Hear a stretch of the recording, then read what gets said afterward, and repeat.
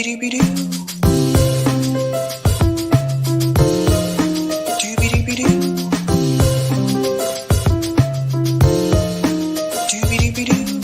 your host, sabrinasalvati.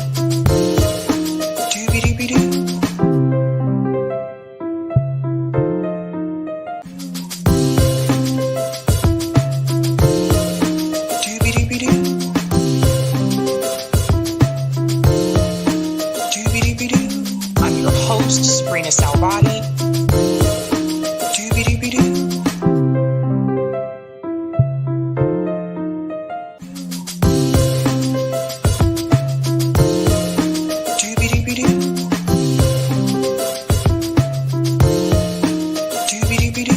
I'm your host, sabrinasalvati. All right. Happy Thursday, guys. Welcome to Sab's podcast. I'm your host, Sabrina Salvati. If you are new, I want to let you know that Sab's podcast is a part of Revolutionary Blackout Network. You can catch me there on Tuesday, Thursday, and Friday. And you can catch me here Tuesday, Thursday, Friday, and Sunday. Welcome back, guys. I hope you had a great Wednesday. I know I did. I want to go ahead and give some shout outs to people in the chat, but thank you to all of you watching on YouTube, Rockfin, and Twitter. What's going on, InfraWiki? React to the Haas versus Ben Burgess MAGA communism debate. I have not seen that. I'll have to check that out. Shout out to Miguel, who's a Sabby member, says peace. Greetings, Alvaro. Hashtag Door24, tag Jimmy Dore and Misral Lib and tell them what good will come from them running for president. Hashtag Door24. Yeah, so I did see that announcement on Twitter from Nick Briahna. And I personally, I'm not going to even talk about it unless I hear that announcement actually come from Jimmy Dore, because we've had this happen before where the People's Party shouted this out. And Jimmy just happened to be coming on the show that week. And I asked him about it. And, his response at that time was he doesn't want to run. He wanted someone like him to run, but he'd rather not do it. Maybe things have changed, but I'm not going to discuss it until I hear that announcement coming from Jimmy Dore. What's up? Hannah G says also Door 2024. Shout out to Oz says electoral politics will not fix the dire consequences of this imperialist U.S. government. Organized today for tomorrow, maybe too late. Support independent media and mutual aid. Thank you all. Shout out to Sean says, yeah. Greetings, Lorez says, bonjour, Sabrina, Eric, and Sabby fam. Happy Thursday, y'all. Biden can use the 1965 Higher Education Act anytime to forgive the loans on better legal ground. Of course, he is not going to. Hit the like. Yes, we will be talking about that. Shout out to Rick says, hey, y'all. Greetings, Angela, who's a Sabby member, says, greetings, Sabby and Sabby people. Shout out to Terry, says, happy Thursday, Sabby and chat. Greetings, Joe, says, all right, quiet on the set. Roll opening credits and action. Hey, look at me. I'm a director. LOL. Greetings, Jay says, hey, everybody. Shout out to Bryce says, Sabby time. Greetings, Casey sends solidarity and fire. What's going on, Wary, who's a Sabby member, says, hey, everybody. Shout out to Crazy Boy, says, hey, y'all. Greetings, Gamer, says, hello. Shout out to Chris, says, hello. Two hellos. What's going on, Josh Floss? Sends love, a wave, and more love. Shout out to EMK, says, whoop, whoop, and we are back. Hello again, Sabby. Hello again, EMK. Shout out to whoever. What's up, comrades? All right, I didn't miss anything. You did not. What's going on, King Soul? Oh, we have another soul. Soul. There's another soul now in the chat. Soul says, love you, Sabby. You rock. Thank you. And here's the other soul. Soul says, back in the high life again. That's a song. Gonna be back in the high life again. Shout out to Steve says, hi, what's going on? The King says, Haas won the debate. I'll have to check that out. What's going on, Ms. says, react to Fetterman missing. Okay. I don't know what's going on with that situation. I've seen some of the comments on Twitter, but yeah, there's something not too well going on with Fetterman. Shout out to Carrie, says we need free healthcare like the fire department. What's going on? Randy says good evening, comrades. Shout out to Pachico, who's a Sabby member, says, hey, Sabby and everybody. Greetings, Betsy, with 2 E's. Happy almost end of the week, Sabby and Sabby fam. Starting to organize, strategize, and plot actions for congressional town halls here in Massachusetts. Who's in? You can count me in for that. Add me to the list. Okay, Betsy. Shout out to Joe, says, hi, perfect people. What's going on, Negro 489? What did I miss? Nothing yet. Nothing yet. Shout out to Miss Justice, says, where's Senator Fetterman? Miss Justice is serious. I don't know where he is. I know he had a health issue. I know he was taking time off for that. But other than that, I don't know what's going on with his particular situation. So, yeah. Shout out to Nolan, says, howdy, comrades. What's going on, Bizarro Joe said, what if we all just write in Jimmy and Sabby 2024? You can write me in as much as you want, but I do not want to be president. I'll pass that over to somebody else. What's going on? Tori says, hello. Shout out to Eric T. Red, who's a Sabby member, says, someone like Door 2024. That would be a cool t-shirt, actually.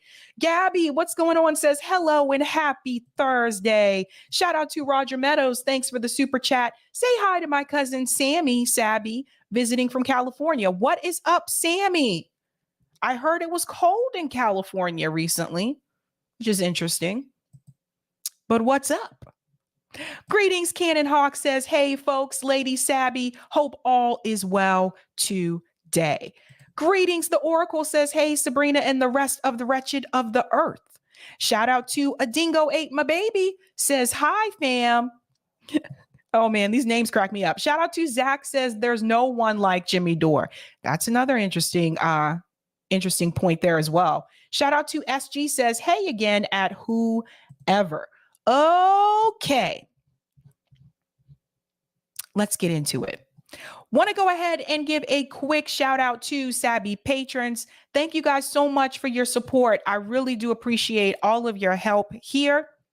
If you're interested in being a Sabby patron, I have 5 categories: members, Sabbies, Sabsters, Sabinators, and of course, the ultimate.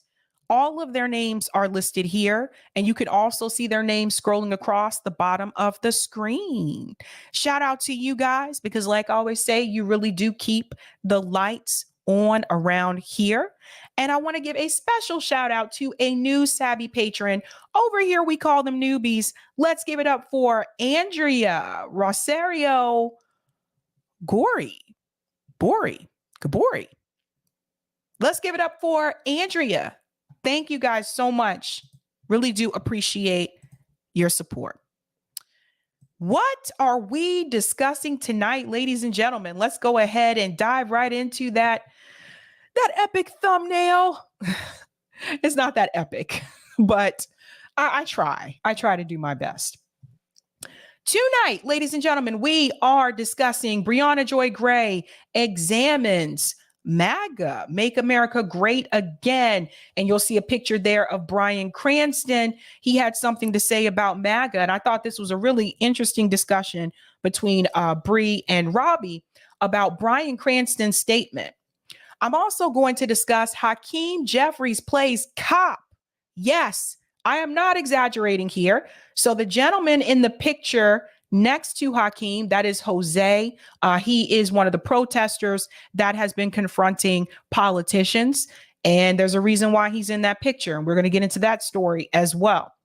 I'm also going to discuss Joe Biden SCOTUS student loan hearing.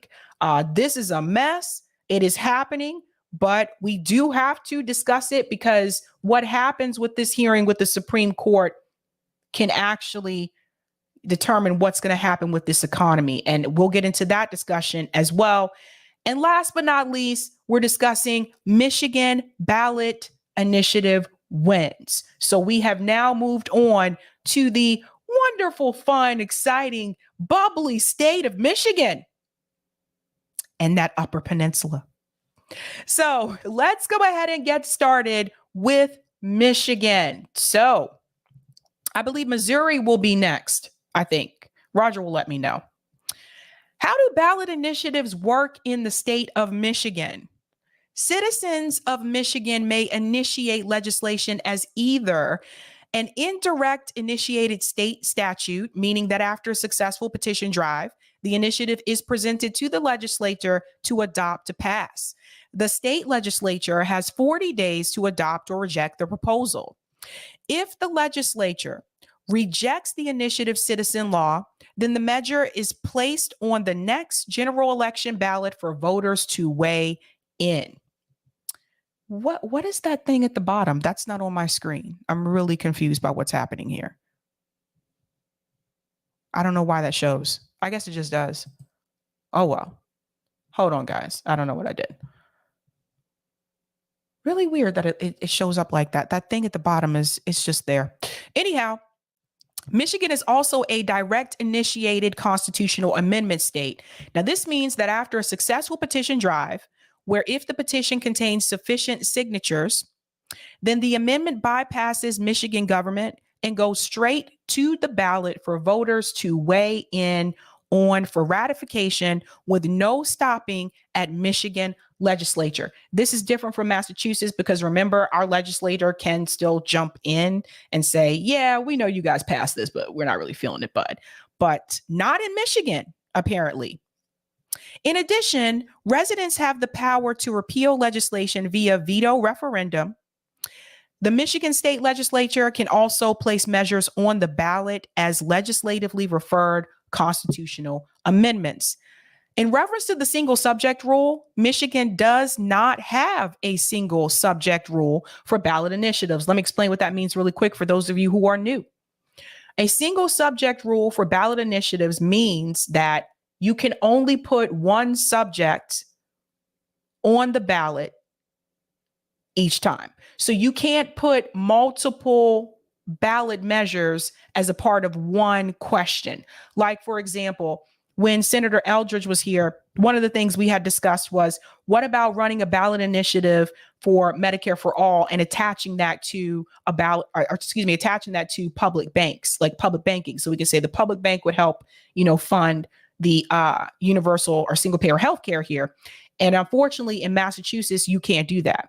So we do have a single subject rule here in Massachusetts, but Michigan does not. That means that Michigan can pair two measures together so that one cannot exist without the other. So if you're passing one, you're passing the other measure as well. Subject restrictions. Michigan citizens can initiate statutes and constitutional amendments that the legislator could also enact under the Michigan Constitution. Citizens cannot initiate veto referendums against bills that include appropriations for state institutions or state funds. Let's look at competing initiatives. In Michigan, when two ballot measures approved at the same election are in conflict, the measure with the most affirmative votes supersedes the other. That's important, right? Again, their state is a little bit different. Signature requirements. In Michigan, the number of signatures needed to place a measure on the ballot is based on the total number of votes cast for the governor in the preceding election. The following are the requirements for types of citizen-initiated measures in Michigan. Initiated constitutional amendment, 10% of the votes cast for governor. Initiated state statute, 8% of the votes cast for governor. And veto referendum, 5% of the votes cast for governor. Distribution requirements. Michigan has no distribution requirement to gather signatures. Thank God, since they are equivalent to an electoral college. Interesting. So let's go ahead and get into the first measure here. Let me make this. This is so tiny for me. Let me see if I can make it a little bit. I don't know how to make this smaller. This thing is big now. I don't know what to do. Okay, here we go. Thanks, Eric. Yay, that is so much better. Thank you. Okay, Michigan, proposal number 1, legislative term limits and financial disclosure amendment. Okay, a yes vote supported this constitutional amendment to change the term limits for state legislators from 3 2-year terms, which is 6 years, in the state house, and 2 4-year terms, which is 8 years, in the state senate, to 12 combined years in the legislature, and provide that elected state legislative and state executive officials, the governor, lieutenant governor, secretary of state, and attorney general, must file annual public financial disclosure reports on their income, assets, liabilities, gifts from lobbyists, positions held in certain organizations except religious, social, and political organizations, and agreements on future employment. This measure did pass by 66.45%. So I agree that they should have to disclose their income, their assets, their liabilities, especially this portion that says gifts from lobbyists. I think they should have to. They should have to disclose that information. Dave says that's a good one. Yeah. That one is a good one. Let's go on. So how did the ballot measure address financial disclosure? It says Proposal 1 amends the Michigan Constitution, which addresses conflicts of interest in state government. Now that begins on April 15th of 2024. The ballot measure adds a new subsection to require elected state legislative and state executive officials to file annual financial disclosure reports on their income, assets, liabilities, gifts from lobbyists, positions held in certain organizations, and agreements on future employment. Who supported this? Of course, unions. Michigan AFL-CIO, Michigan Education Association. Organizations, Michigan Chamber of Commerce, and West Michigan Policy Forum. One of the arguments was from State Senator Jeremy Moss. I think this will create a long-term good impact on public policy here in the state because hopefully the people who author them are still going to be accountable, instead of creating a short-term proposal and then leaving other legislators in the future to clean up the mess. I hear that. That has happened here in Massachusetts. I am sorry. Opposition. No more time for career politicians led the campaign in opposition. One of the arguments was from Kurt O'Keefe. He's the executive director of the Michigan Term Limits Defense Fund. Yet another effort by the political class, composed of the elites of both political parties and special interests, especially big business and big labor, to extend the perceived right to rule over us. This proposal is of the Lansing Beltway, by the Lansing Beltway, and for the Lansing Beltway. We will expose it for what it is, and it will be soundly rejected by the citizens of Michigan. Well, they looks like they voted for it, so that's that. And campaign finance money that was spent for this, most of the campaign finance money was spent to support this measure, and then there was also over $100,000 to oppose it, but most of it, just like over $1 million here, was spent to support it. Let's move on to the next one. This was an interesting comment from Roger Meadows. Wow, a government that actually regulated itself. Can I get some of that in my New York state, please? We need one willing to share lawmaking and amendment proposal powers with us. Number 2, Michigan Proposal 2, voting policies in constitutional amendment. A yes vote supported adding several election and voting related policies to the Michigan Constitution, including some policies that exist in statute and others which would be new. Prop 2 added the following policies to the state constitution: creating a 9-day early voting period, requiring voters to present photo ID or sign an affidavit when voting in person or applying for an absentee ballot. 3, requiring that the military and overseas ballots postmarked by election day are counted.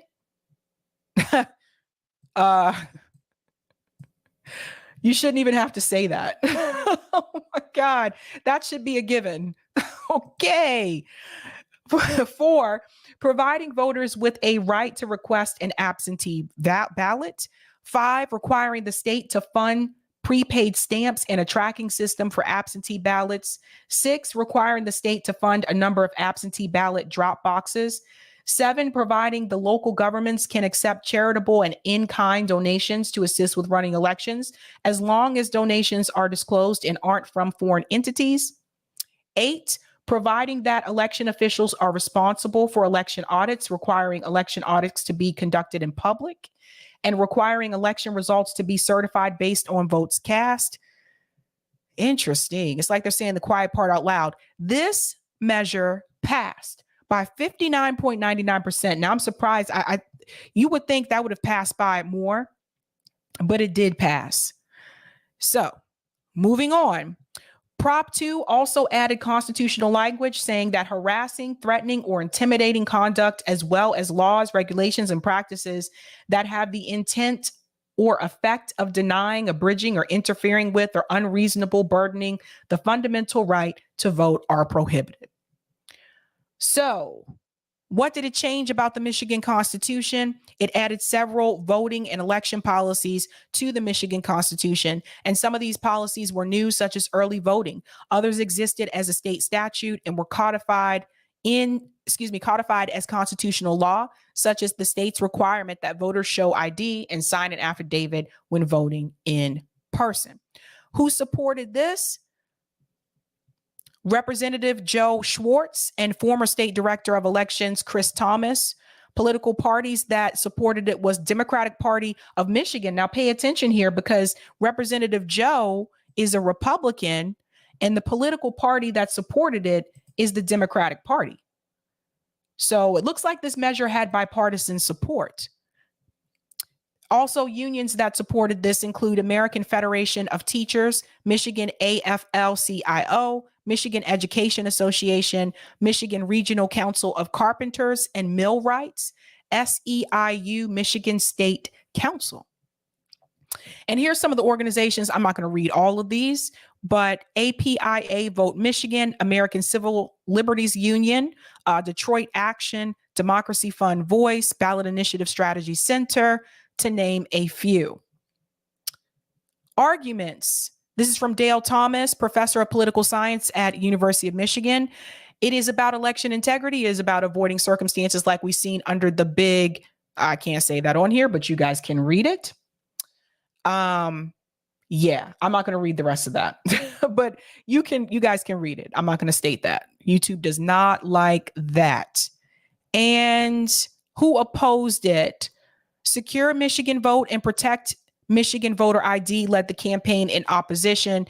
And this is interesting. All of these Republican politicians opposed it, except for that one gentleman who supported it, who's also a Republican politician.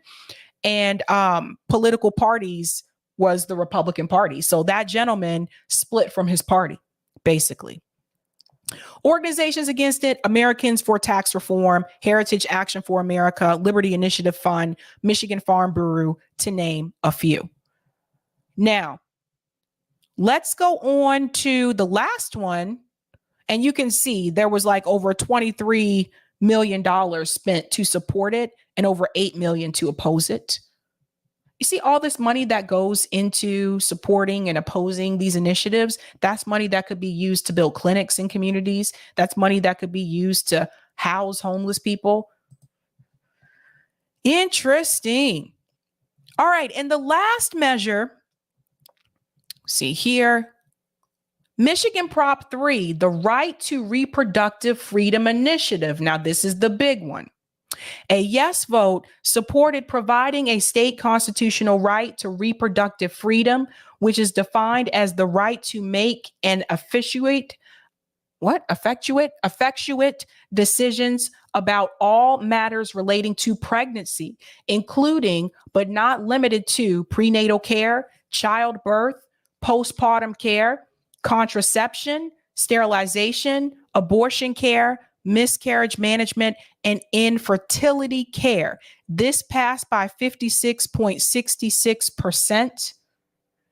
It should have passed by more than that. But what I liked about this measure is that they were smart to include all matters relating to pregnancy. And I say that they were smart because that includes contraception, that includes prenatal care, that includes sterilization, like all of that. It's not just about a woman's right to choose. It's not just about abortion. It's also about things like contraception. So I'm glad that they included that as well. So it says here that the ballot initiative provides that the state can regulate abortion after fetal viability, except that the state could not ban the use of abortion to protect the life or physical or mental health of the pregnant individual. Who supported it? Reproductive Freedom for All. So that includes Elizabeth Warren. Elizabeth Warren? How is Elizabeth Warren all the way over here on Michigan's ballot initiatives? Interesting. Elizabeth Warren, Governor Gretchen Whitmer, and Attorney General Dana Nessel. Political parties, Democratic Party of Michigan and the Working Families Party. And they just need to call it what it is. The Working Families Party is still part of the Democratic Party. I hate that they try to make it seem like it's a separate thing. It's the same damn thing. Unions, American Federation of Teachers, Michigan, and Unite Brotherhood of Carpenters and Joiners of America, to name a few. Organizations, American Civil Liberties Union, Abortion Care Network, Black Voters Matter Advocacy Fund, Catholics for Choice, Center for Reproductive Rights, to name a few. And one of the arguments is Prop 3 is unrelated to care for children and adolescents with differences in gender identity.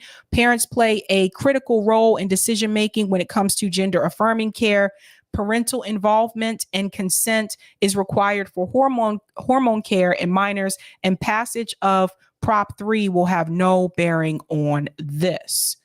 So, who was opposed to it? Senator Majority Leader Mike Shirkey. So if you're in Michigan, you need to know this.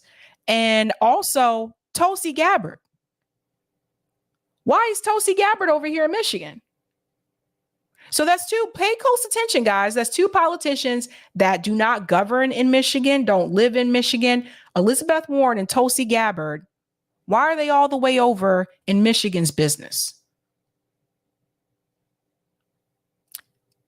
But note, Tulsi Gabbard opposed it.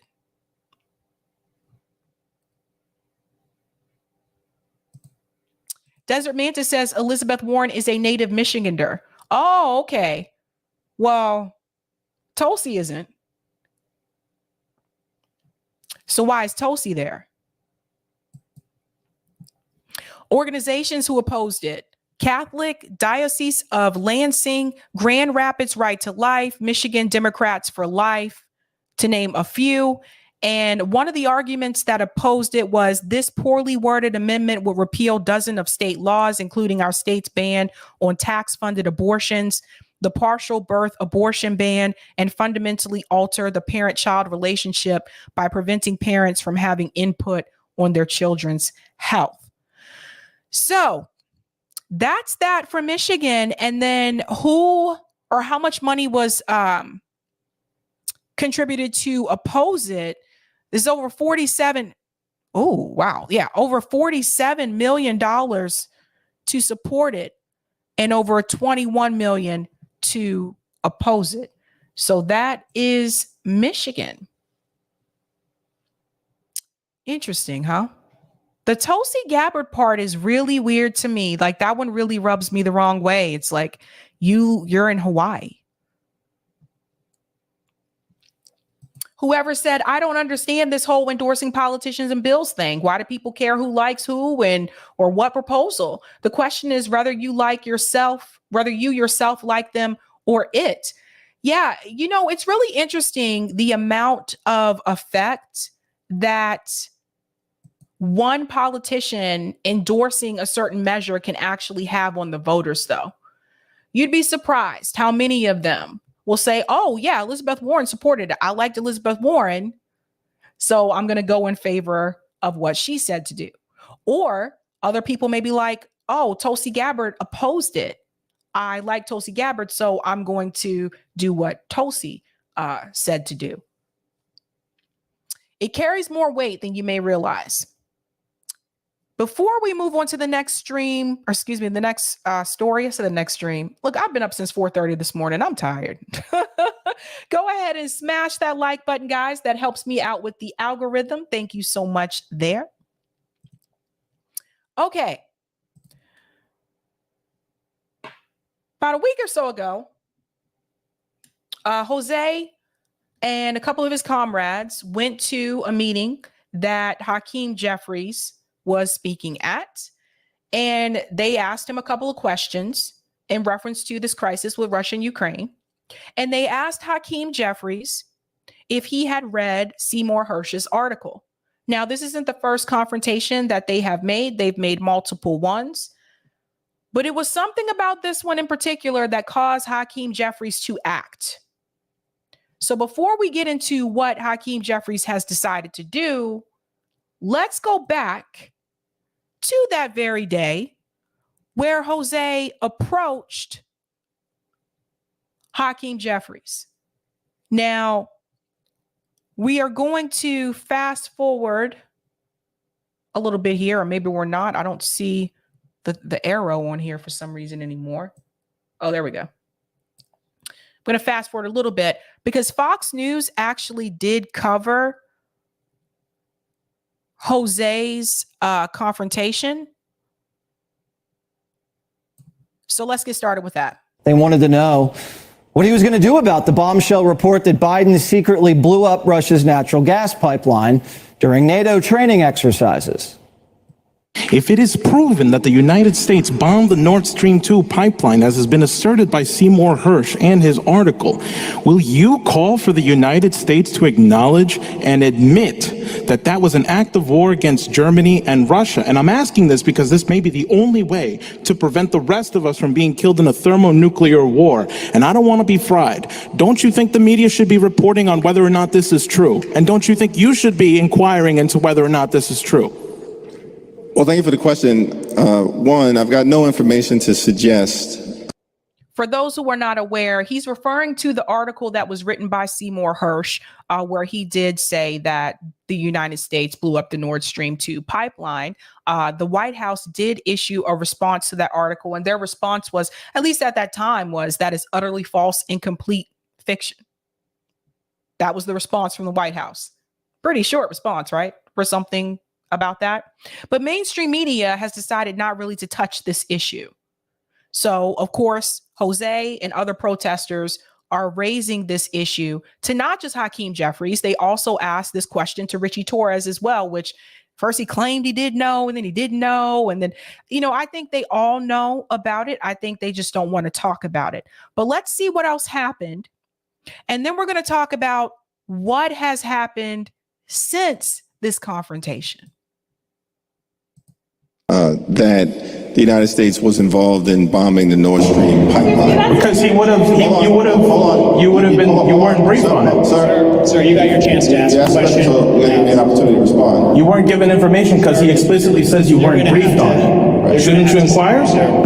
So here's what I'll say about, I think, President Biden's leadership generally as it relates to the Ukraine and Russia. We committed an act of war. What are you doing to respond to that? We have to hold Biden accountable. So listen, you're from Brooklyn, right? You know when to call when you see it. I know you guys said it's too loud. I'm trying to turn the volume down. There we go. So do I. This is right now, and I see what's happening right now. That does not silence me. So, you can hear me right now. I want you to say something about the bombing, because we're all going to die from a nuclear war right now unless you stop it and you at least put and inquire into whether or not it's true. This war in Ukraine is going to leave us all dead. So what are you going to do? Because you need to inquire. I'm a New Yorker too. Here's what I'll say. Say it. We're going to continue to stand with the Ukrainian people.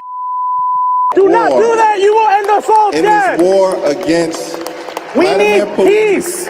We need talks. Because Why are it's you not sabotaging just- talks? it's Do not not put just your a hands on battle me. between We need peace Ukraine talks. and I am not Russia. going to take this. It's a We need battle peace talks.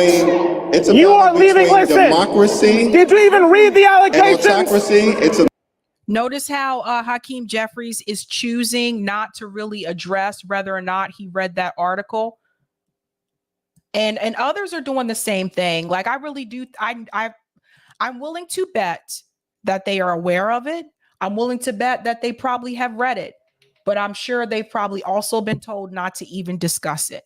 So this is Jose letting them know that just because they pulled the microphone away from him, that is not going to stop him from asking this question. No. between How about accountability, not airheadedness? and it's a battle between tyranny How about and bridges, freedom, not bombs? and democracy, Okay. How about truth, and conversations, freedom will not prevail, cremation? and the United States is going to help make sure that happens. Not destruction. How about that? I want to ask How you to about join it? me You for airhead, you're going to kill us all. Whoa. So, legitimate questions. A Pulitzer Prize winning journalist says we blew up the Russian pipeline, and the new Nancy, Jeffries, is acting like he's never heard of it before. Okay, so that's what happened there. Now, what people may not be aware of, Lucy was also present there, and I did get a chance to talk to Lucy about what happened after the fact. And according to Lucy, Lucy is Blue Moon Red Wine. She's a part of Indie News Network. Lucy explained to me that actually, unlike some of the other events that they went to, at this particular event, some of the younger people that were there in the audience were curious to hear what Jose was talking about. Whereas other events that they went to was a little bit more bougie. They went to some of the more like, the private hoity-toity schools. But this was CUNY. So this is the City University of New York. So it's a public school. So you're getting people of all different like financial backgrounds. And so Jesse Waters, however you pronounce his name, Jesse, he can be very full of it as well, but he's right on this particular issue here, how they pulled him out. Hakeem Jeffries was deflecting. He didn't want to answer the question. And I'm going to play a little bit more of this here, and then I'm going to tell you what Hakeem Jeffries did to Jose. Let's go on. At least tell us it's classified. Let us know someone's looking into it. Don't just drag one of your voters out of the room and move on. That protester speaks for a lot of people on the right and the left. No one knows how long this war is going to last. Russia's a big country. They're going to pump hundreds of thousands of guys into the front lines. It's been their strategy for every war they've ever fought in their history. And Ukraine's going to keep fighting for their country with our weapons. So do American politicians even care what we think? And how is this going to play in the upcoming presidential election? I'll answer that question. No, they don't care what we think.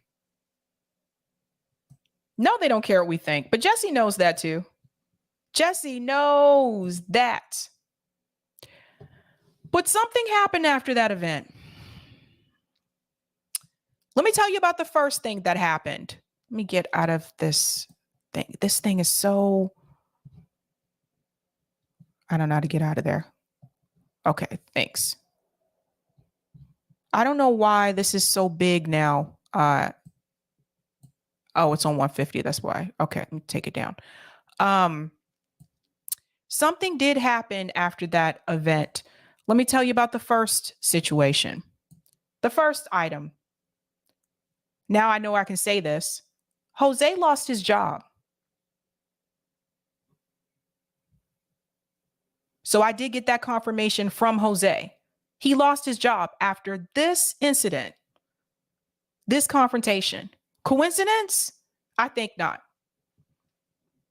Remember, this is not the only one that he went to. This is not the only politician that he's confronted. And this was actually the second time that I remember, at least that's on video, that Hakeem Jeffries has come face to face with Jose. The first time was when Jamal Bowman and Hakeem Jeffries were the speakers at a town hall, and Jose confronted Jamal Bowman. Hakeem Jeffries was sitting right there up at the front of the room with him. So yes, he lost his job. But there's more. He is Because seen not just as the Loch Ness monster of the swamp, but as somebody who is a, quote, warmonger. They look at Joe Biden.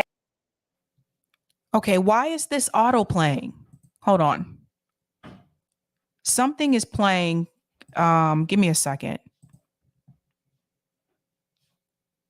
Okay, it's stopped now. Sorry, guys. Okay. Famous. She has millions of followers. Oh my God. Yeah, this system, I'm sorry, guys. I have a time crunch too, so I'm trying to get through this. Okay, can I add it now? Okay. All right. So let me show you what happened to Jose recently. Now, this is coming straight from him. So Jose tweeted this. Let me make it a little bit bigger for the people in the back.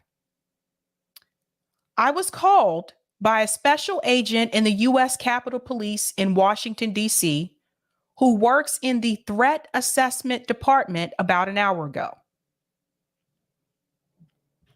Let me be clear that D.C. police calling me about an event that happened in NYC. That's D.C. police calling me about an event that happened in NYC. I don't smoke art. Maybe that's the problem. Anywho, let's go on. Let's see what else he says. She asked me questions like, will you be visiting Jeffries again? What would have happened if you weren't escorted out? Truth is, if I wasn't escorted out of the same thing, if I wasn't escorted out, the same thing would have happened at the other interventions. Jeffries wouldn't have answered me on what I demand an answer to. I asserted to her that I'm exercising my First Amendment right. I would never hurt a representative of the United States in any way, and that the characteristics of the intervention are always exclusively non-violent. This is true.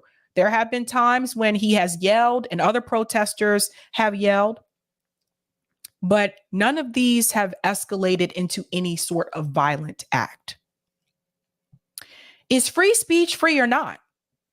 I want my American followers to know that it is a privilege to be able to intervene at our congressional town halls.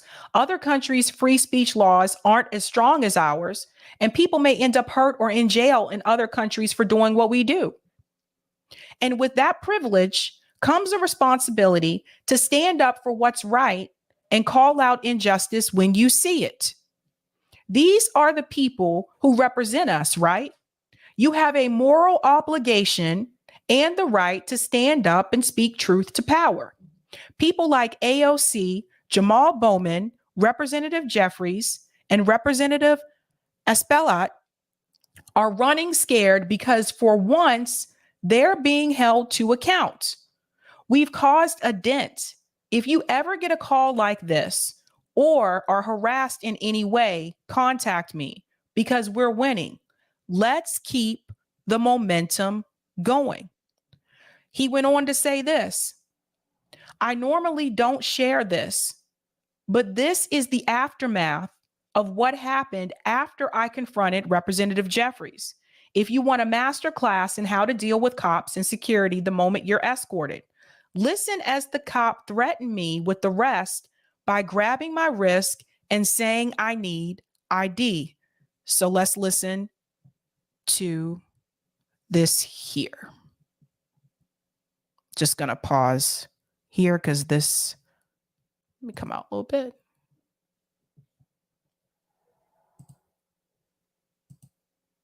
Okay. So this is after he was escorted out. Let's listen to this. Let's take a listen. Even relax. How about that, huh? How about it? You goddamn airhead, you're gonna kill us all! I don't want to die in a goddamn nuclear war, and nobody does! We also know this is the war. Yeah, I'm leaving, relax. You fucking airhead! One more question. It's okay, boys. I'm good. I'm good.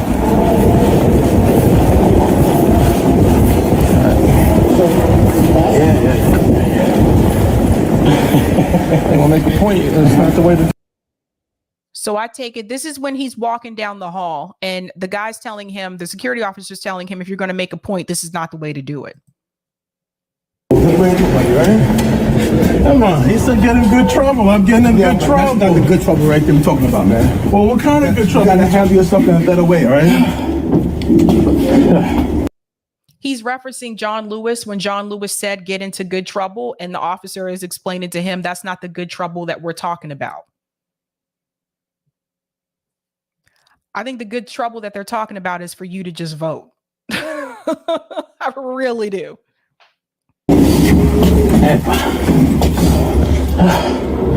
That's fine. Cool. You got a piece of ID on you? No. And even if I did, I ain't got to give it to you. I'm leaving. Don't worry. What are you doing? What are you got my wrist for? In the state of New York, you're supposed to carry ID. Oh, really? Yeah. You don't know if I got one or not. Is that true for anyone listening? So the officer is telling Jose in the state of New York, you have to carry ID. Really? All the time, everywhere? Going to and fro? You have to carry ID? Anybody, if you live in New York, tell me if that's the case. That wasn't the case when I lived there, but that was years ago. Things could have changed. Things could have changed.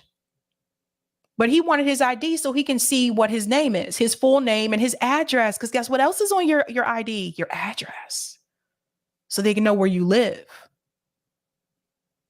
Yes, the black glitch says, yes, you do. That's crazy.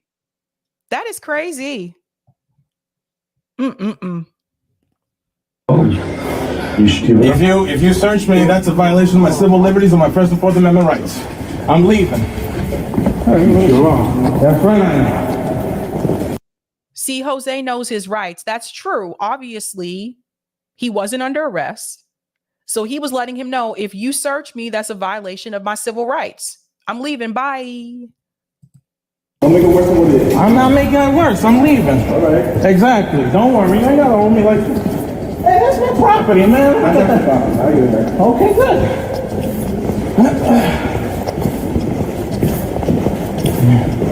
Hello there. Thanks for letting me in again. It was a lot of fun. It was very informative. It was a good dialogue. You know, it was good. Yeah.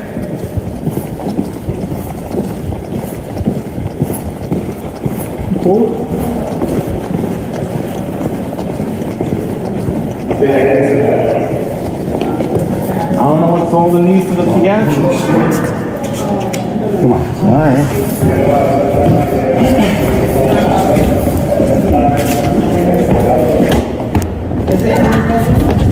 You leave anything up there? You gonna hold my hand all the way out? No, you got it. No. Oh, okay. No. You gonna behave? Yeah. All right. Don't worry, I got experience. Listen, I respect y'all. I get what y'all doing. Don't worry. A little respect on my end, that's all. I just like my jacket, and I'm off the property. I promise.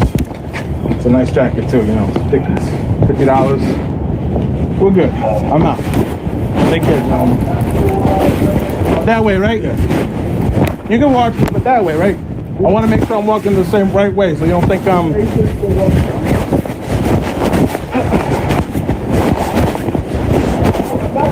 And that's pretty much it there. So what Jose did that entire time is he was recording them. I'm pretty sure they didn't realize that. And it's probably best that he did that. Now, someone just mentioned in the chat, and I agree, Aaron said he should get a body cam. I 100% agree. You know, it's great that he recorded this, but there's no telling what could have happened to him after that confrontation. And so he did tag Hakeem Jeffries in this tweet. So Hakeem Jeffries may have seen this or not. I don't know. But what we really need to be concerned about is this part right here, where he says that he was called by a special agent in the U.S. Capitol Police in Washington, D.C., who works for the Threat Assessment Department. Because here's something that we need to talk about. Something that we need to talk about is this. There is a risk when you do this. I just told you that Jose lost his job. I don't know what the employee laws are in New York anymore. It's been years since I've lived there, but I can tell you in Massachusetts, they don't have to give you a reason for firing you. At least every company I've worked at here, like, they do not have to give you a reason. They can just fire you. But I'm pretty sure it is very, very suspicious that it happened right after this incident, and he received the phone call from the U.S. Capitol Police. So this is something to be aware of, that, yeah, it is a risk when you go to these things, especially considering who you're calling out. Like Hakeem Jeffries, this is the minority leader of the House. So obviously he's someone that's pretty high profiled, right? Calling out people like AOC, obviously that's another person that's high profiled. But that being said, should that prevent people from addressing the politicians that are supposed to represent them? No, it shouldn't. And what I want to know is why Hakeem Jeffries is trying to play cop. So Hakeem Jeffries called this. He called them on him. Do you get this? So he's a cop. And my thing is, he's not the first one to do it.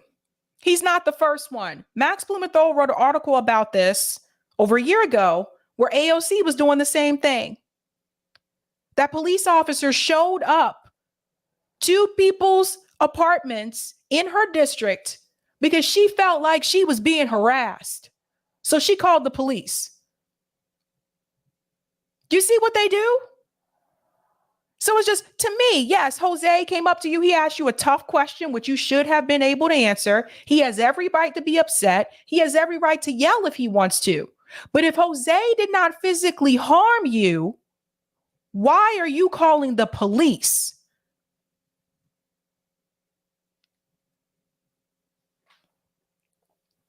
You see why they're not for things like defunding the police? Because the police work for them.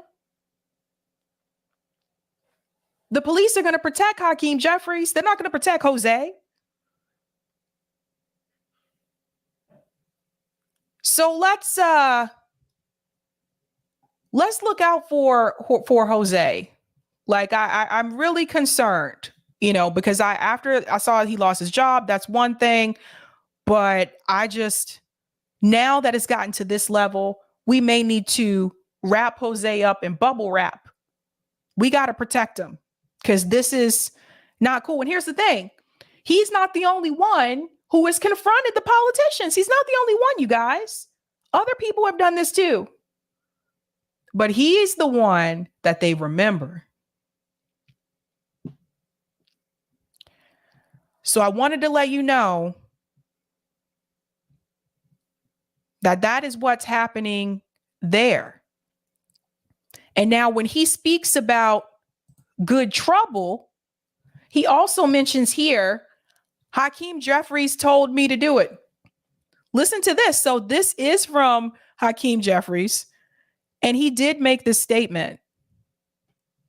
Let me scroll up here. Listen to this. This is the same event. Listen to it. That you didn't accept, just the status quo, particularly when there was injustice connected to the status quo, that if you see something wrong, go out there and try about it. Stand up, speak up, show up, and when necessary, get into some good trouble. And, that, I think, to me, is one of the things that I'll always take away from my early days in the Congress as a new member, trying to figure out, how to navigate the House of Representatives. Washington, D.C. can be. So Hakeem Jeffries told you to stand up and speak up. Just don't do it towards him.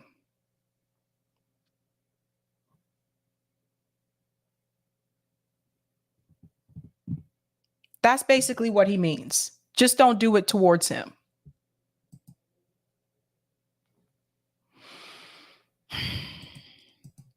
Thank you for the super chat, Pierre. It's interesting how you guys all of a sudden are concerned about breaking international norms and laws with Nord Stream, but downplay Russia committing act of war against Ukraine. I don't know who you're referring to when you say you guys. I don't know who's you guys.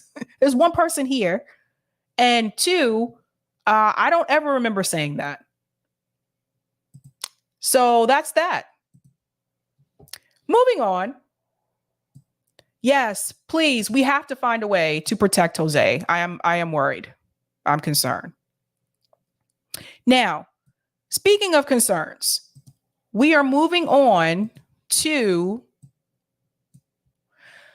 Supreme Court student loan hearings. Now, this is a big one. I talked to Kim Iverson about this yesterday, and there was a lot to say there. I want to do a little bit of a deeper dive tonight because I do want to remind people, first and foremost, why we're in this situation right now with the Supreme Court to begin with. It goes back to 2021 with Elizabeth Warren, Ayanna Pressley, and Chuck Schumer. Now, I want to remind everybody what happened here, because February 2021, those three, they came up with an initiative to cancel student loan debt. Now, they were asking to cancel up to $50,000. I told you guys, I think it should have been all of it.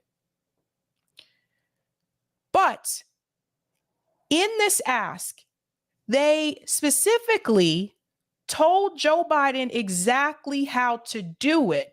Joe Biden chose not to go that route. And he chose to use the HEROES Act instead of the Higher Education Act of 1965, which meant that a federal judge would be able to strike it down. And that is why we have this issue with the Supreme Court right now. Let's go into it. Warren, Schumer, Pressley, colleagues, President Biden can and should use executive action to cancel up to $50,000 in federal student loan debt immediately. This goes back to February 2021. Now, I'm just going to show you what the instructions were. This is not that difficult. Not that difficult at all. 11 a.m. today, Senator Warren, Leader Schumer, and Representative Pressley, also Alma Adams, Ilhan Omar, and Maud Dare Jones, held that press conference, reintroducing their resolution. There was a live stream for this. So this was live. Like, you could have watched this virtually. Now, here were these instructions, because this is the part that I think some people have not seen. The resolution recognizes the Secretary of Education's broad administrative authority to cancel up to $50,000 in federal student debt using the modification and compromise authority Congress has already granted the Secretary in law. Here's the big one. And this is the piece that Biden messed up. Calls on President Biden to take executive action to administratively cancel up to $50,000 in federal student loan debt for federal student loan borrowers using existing legal authorities under Section 432A of the Higher Education Act of 1965. He decided to do this through the HEROES Act. The HEROES Act was attached to the pandemic. Once it was declared that we were no longer under a state of emergency, the HEROES Act no longer applies. Now, this was something that happened right before the midterms. We all knew what this was really about. Gen Z voters showed up in record numbers to vote for Democrats in the midterms. They actually were the ones that turned the vote out. They came out for two reasons. They came out for canceling student loan debt, and they came out to codify Roe v. Wade into law. Neither one of those things have happened. And after the midterms, even Joe Biden said, we're not going to be able to codify Roe. The week of the midterm results, the federal judge struck this down. So there went the cancellation of up to $10,000 or $10,000 and $20,000 for those who have Pell Grants. But just like that, it was gone. And it has been redirected to the Supreme Court. And this is why we are where we are today. Now, some people warned that this was going to happen. Briahna Joy Gray had an expert come on and predicted that, yeah, this is going to get pulled back.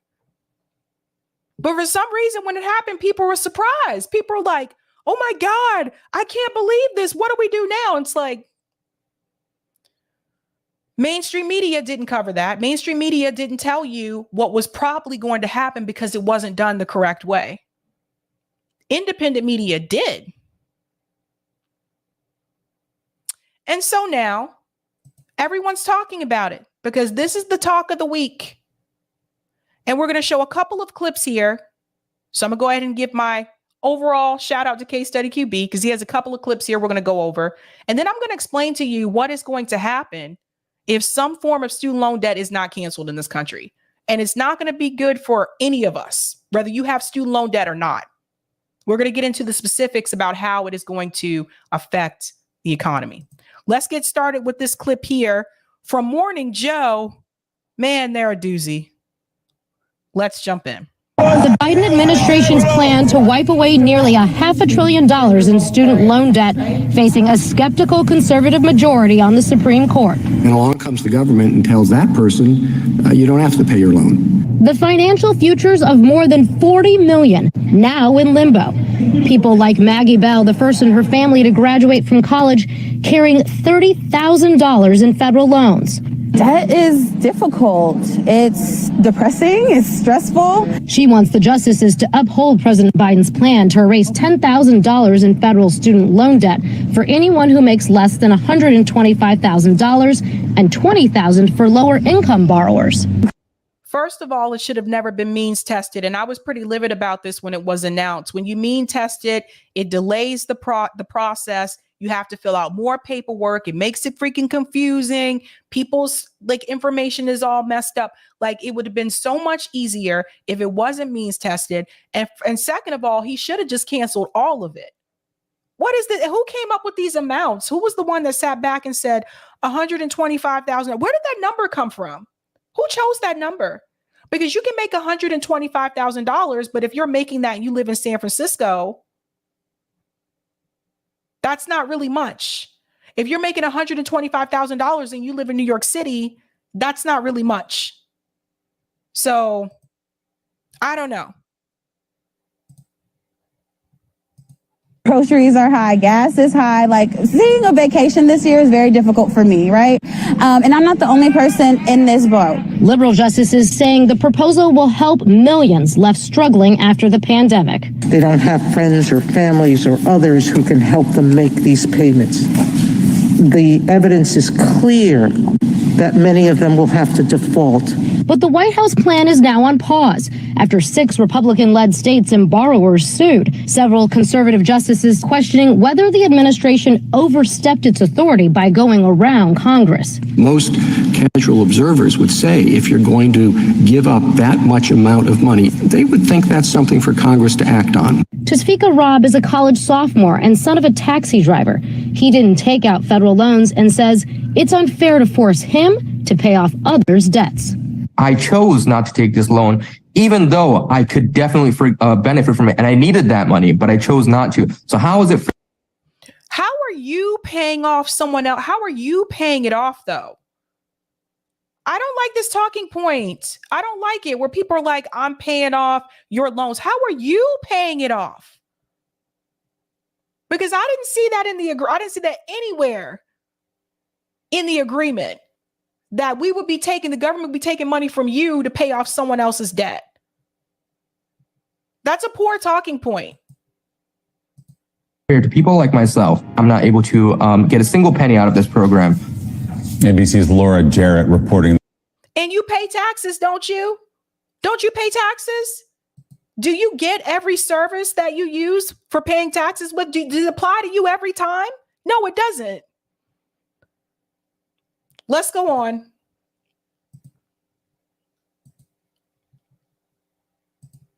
there. So, John, we heard a couple of arguments against this. The fairness argument, which is the people who didn't take out loans, people who did pay off their loans, where's their help? And then we heard from Chief Justice Roberts some of the legality of it, which is to say, if you want to give away $500 billion of taxpayer money, that's not something for the president to do, that's something for the Congress to do. Right, Congress has the power of the purse, of course. And this isn't much of a surprise considering the conservative lean of this Supreme Court. The best argument the Biden administration believes is the idea that these plaintiffs didn't have standing to begin with. And Amy Coney Barrett, Justice Barrett, did explore that possibility yesterday. So we shouldn't guarantee what happens here, but certainly it seems like the conservative majority leaning against letting this program stand. Chief Justice Roberts, often the swing vote in the situations, also appeared deeply skeptical. And this does seem to be breaking down on, not entirely, but largely partisan lines here. And I do think it sets up a dynamic where you've had executive power rolled back a number of times by this court on issues last year on climate change as just one example. And then, of course, combine that with the court's decision on Roe v. Wade to overturn that last year. And you have a Biden White House that,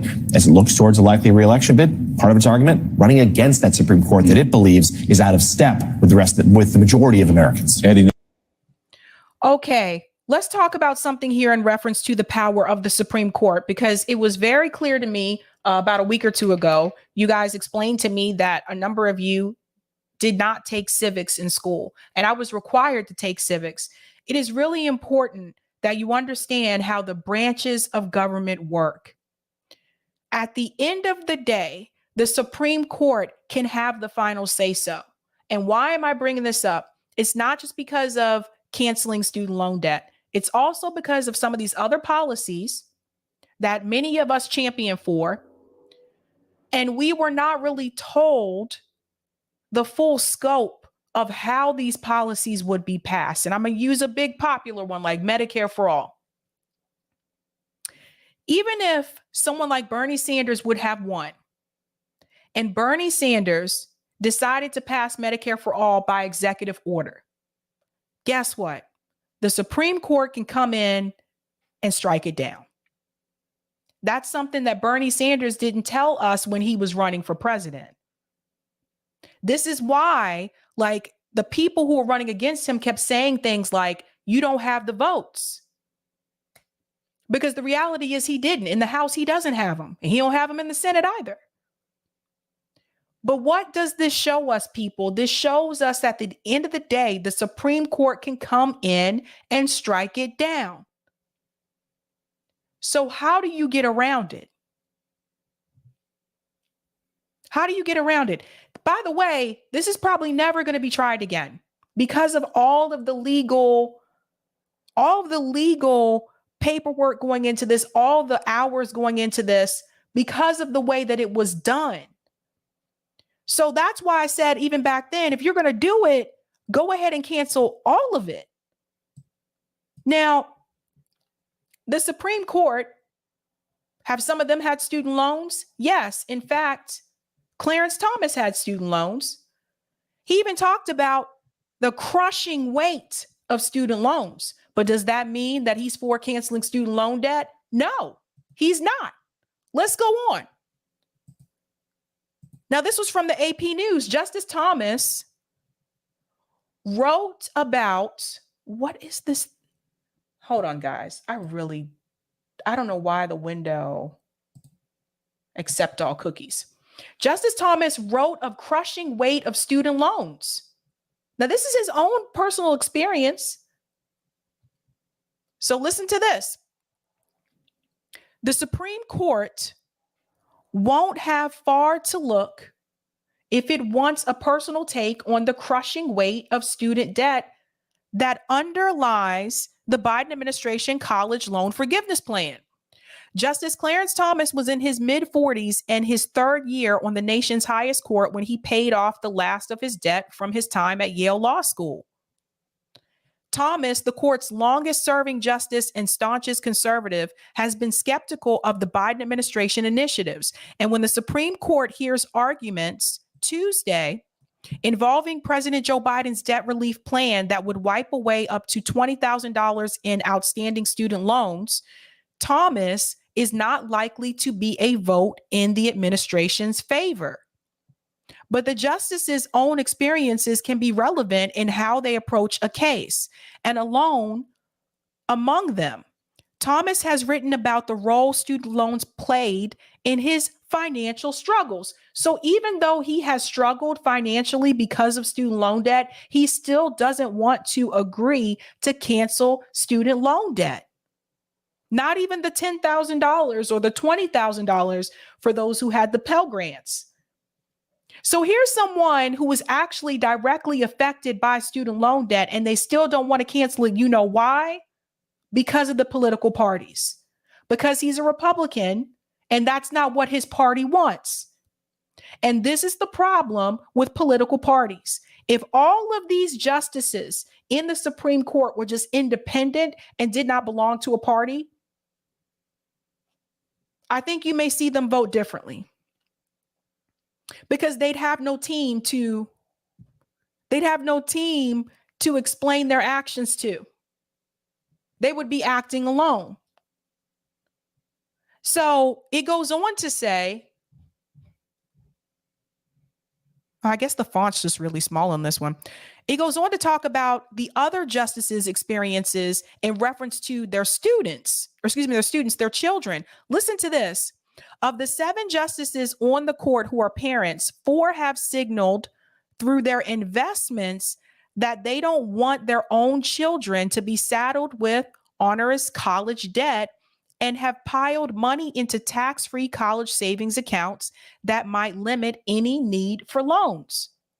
Chief Justice John Roberts and Justice Neil Gorsuch have the most on hand, at least $600,000 and at least $300,000 respectively, according to annual disclosure reports the justices filed in 2022. Each of them have 2 kids, so their kids' college is pretty much set. Could you imagine having $300,000 in your savings account? Some people will never make that. Just imagine. So again, they don't have to approve of it because their kids are not going to be affected. Their kids don't have to take out student loans.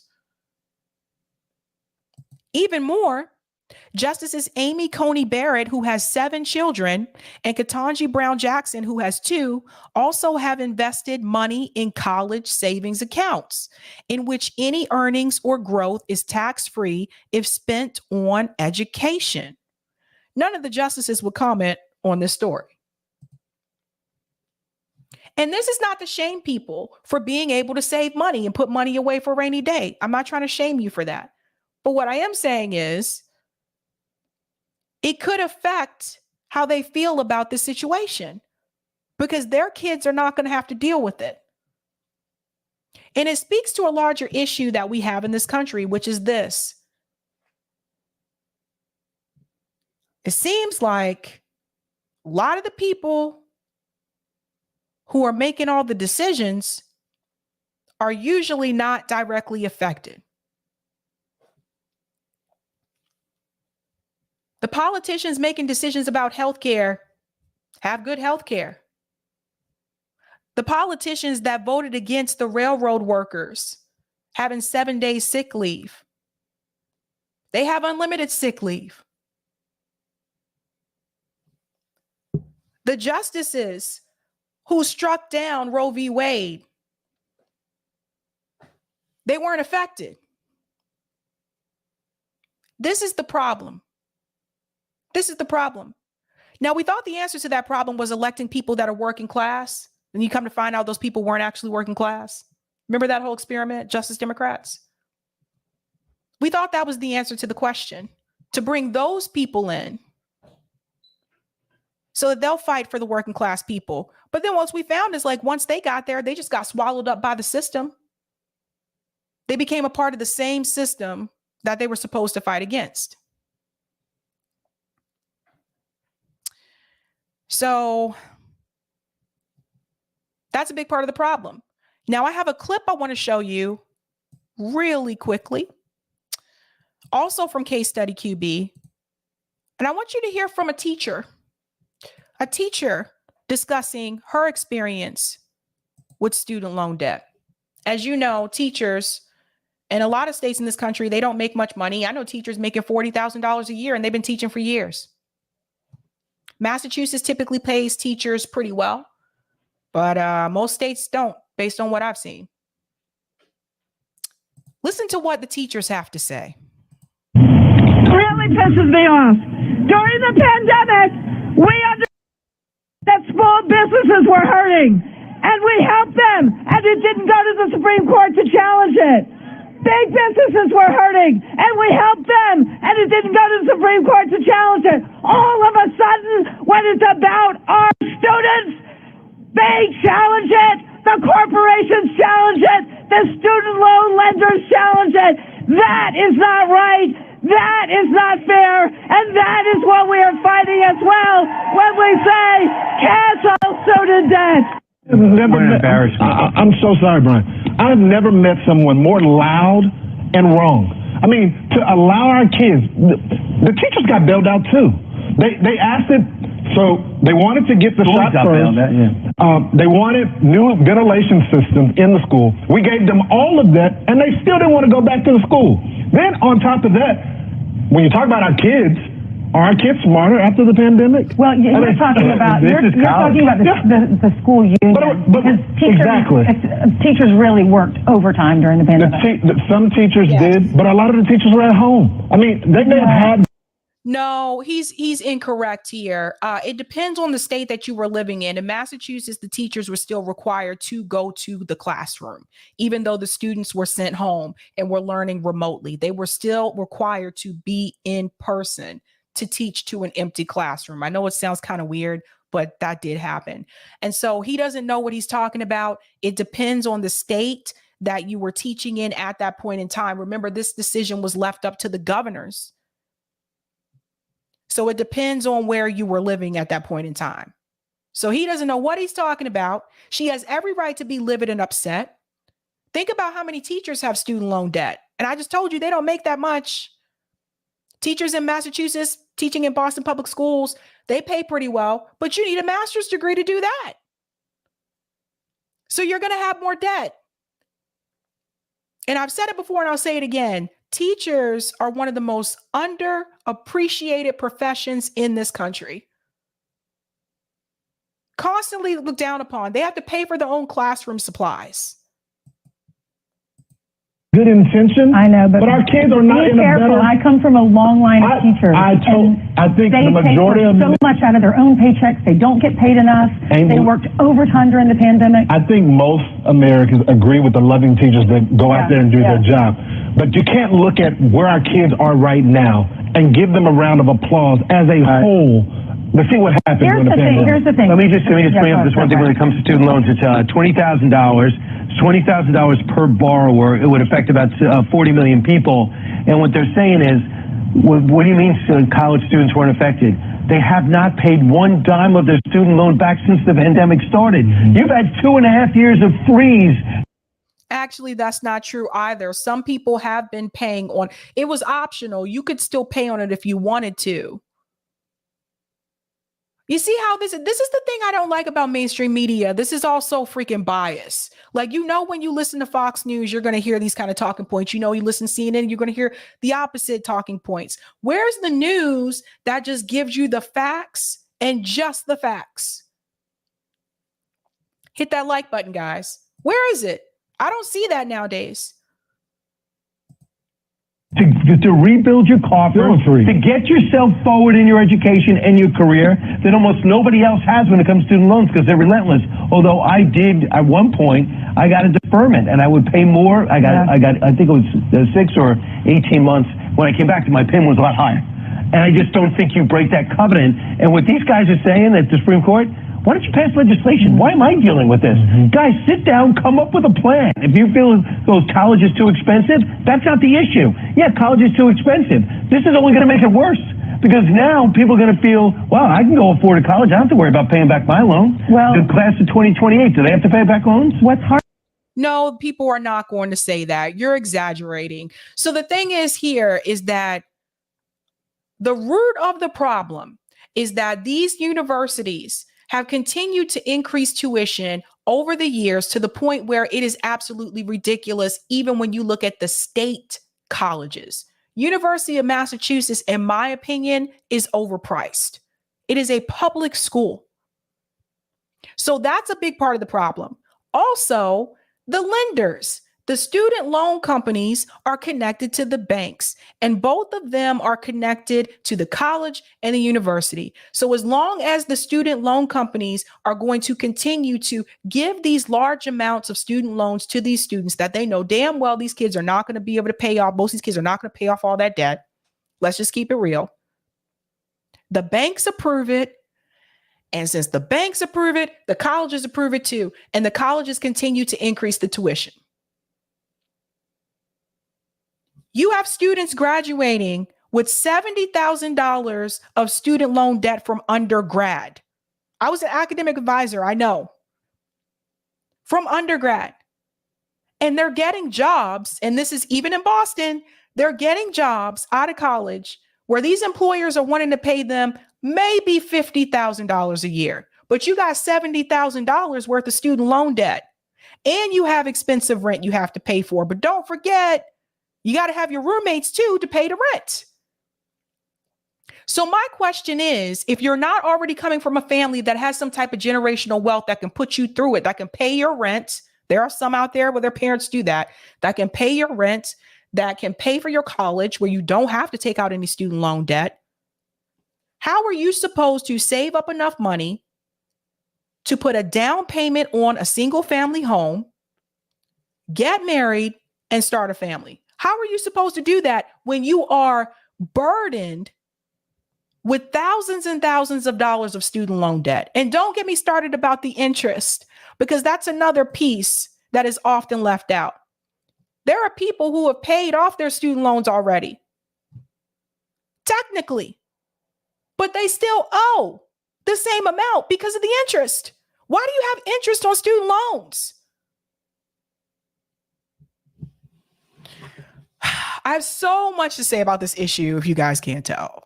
I'm sorry, but I have so much to say because it really bothers me. It really does. Now, there's another clip that I want to show you as well.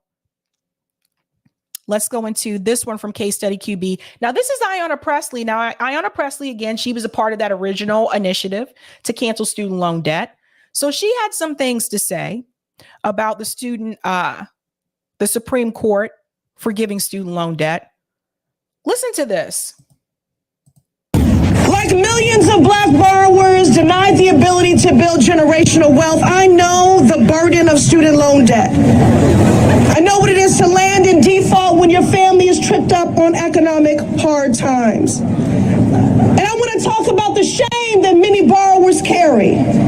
I'm beyond grateful to each of you who shared your story to make the case for national student debt cancellation. But let me be clear, the shame was never yours to carry. The only shame is that this nation has burdened families with this crushing debt, but we changed that.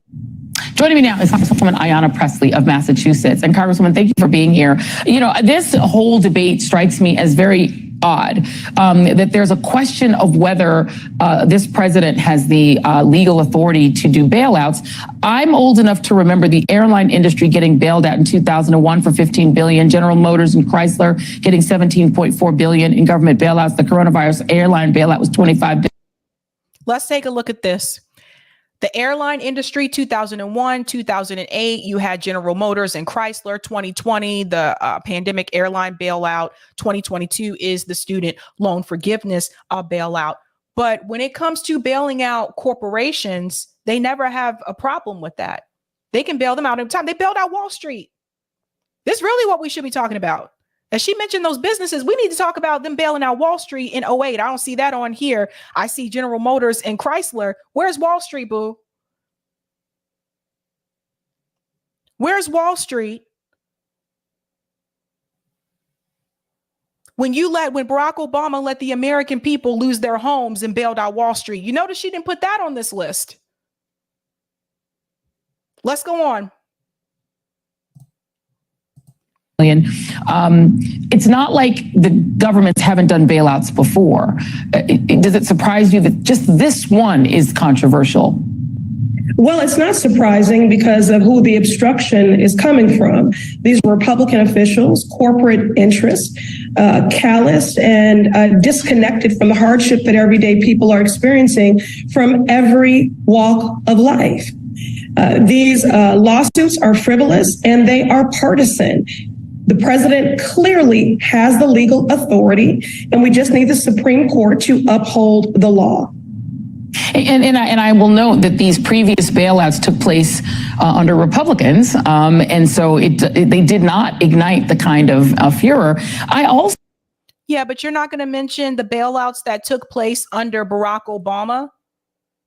You're not going to mention that, Joy. You're just going to skip over 2008 and skip over Wall Street and Goldman Sachs and all those punks. Really?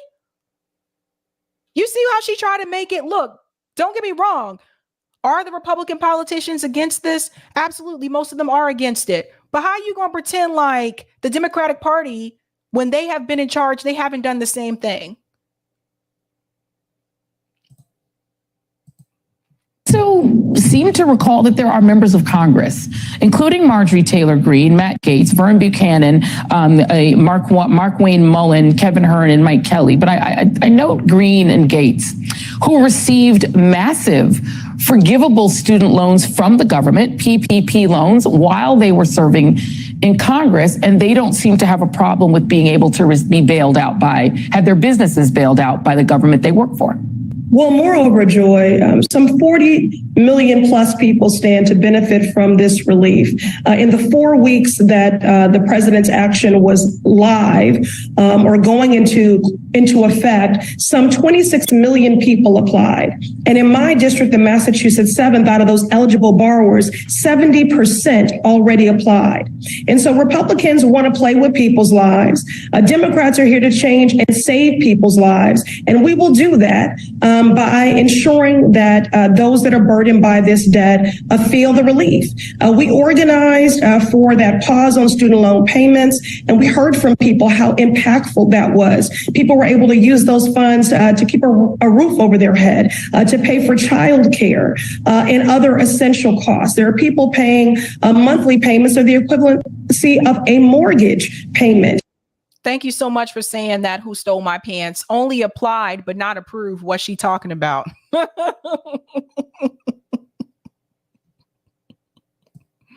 Oh dear, the chat is not happy with you right now, Ayanna Pressley. This is an economic justice issue. It's a racial justice issue, given the disparate burden on Black and brown borrowers. 1 in 4 Black borrowers would have their debt zeroed out completely.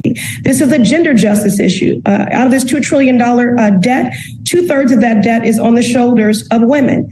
And again, Joy, this is people from every walk of life. If society is to be judged by how we take care of our babies and our elders, well, we are failing. Because when I have a 76-year-old grandmother crying to me that she's afraid she's going to die still paying on this debt on a fixed income whose benefits have been garnished because she is still paying on loans at this point more than she took out.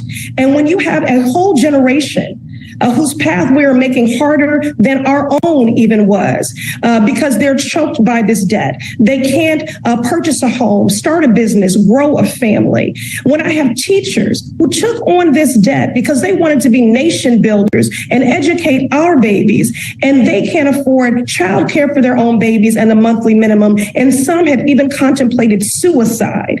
The point here, Joy, is that we can do something about it. The president clearly has the legal authority, and I need the Supreme Court to uphold the law. And we will keep organizing and applying pressure until this is done, just like we were negotiating with the White House until 7 o'clock in the morning until there was action taken. So you're just going to leave out the fact that you instructed them to do this through the Higher Education Act of 1965? You're just going to leave that part. You're just going to leave that part out?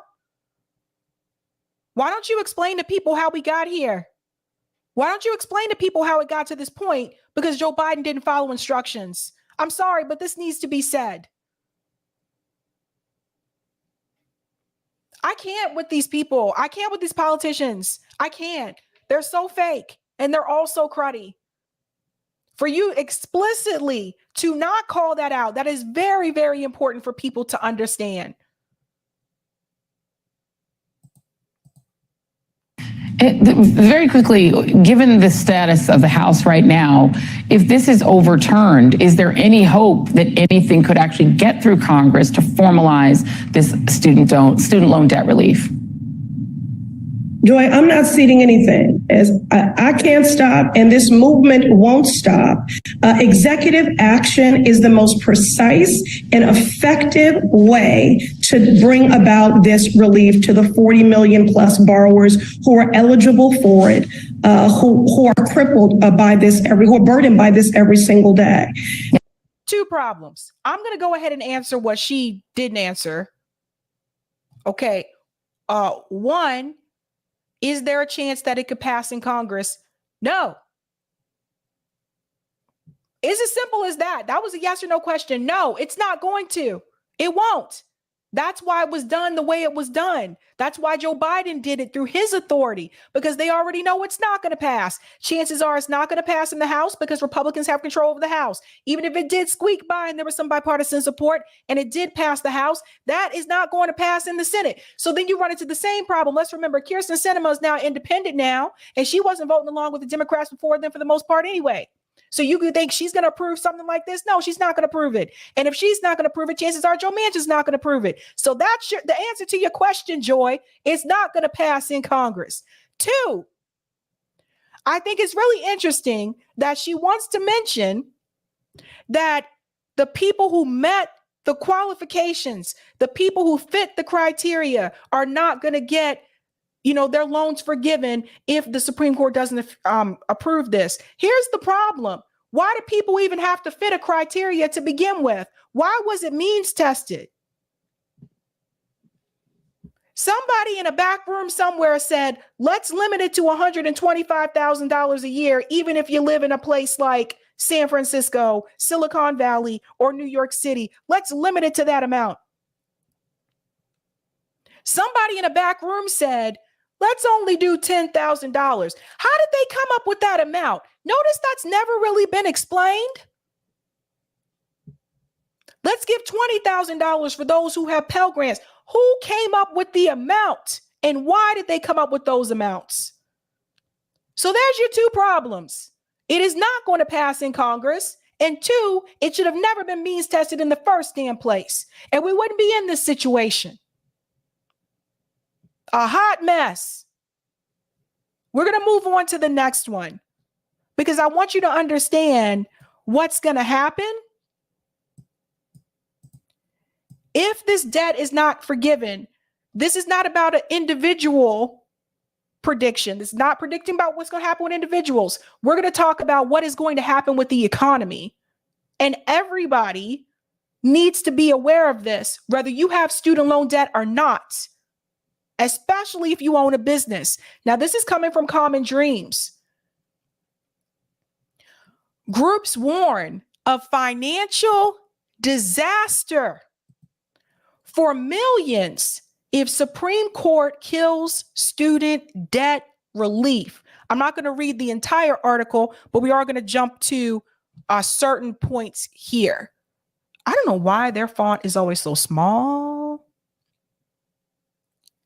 Here we go. Denying student debt cancellation could cause financial disaster for millions of Americans. That's coming from Elizabeth Warren. It says, Ask Debt Collective, NAACP, and more than a dozen other organizations last month to explain how upholding or rejecting Biden's plan would affect borrowers. Reducing the debt burdens through cancellation will help avoid defaults when student loan payments resume and ensure borrowers do not face financial ruin as the economy continues its recovery from the pandemic. That is a reality that some people are going to go into default. What happens when you default on your student loans? Your credit is, to put it mildly, fucked. There's a lot of things you can come back from in life. That's not one of them.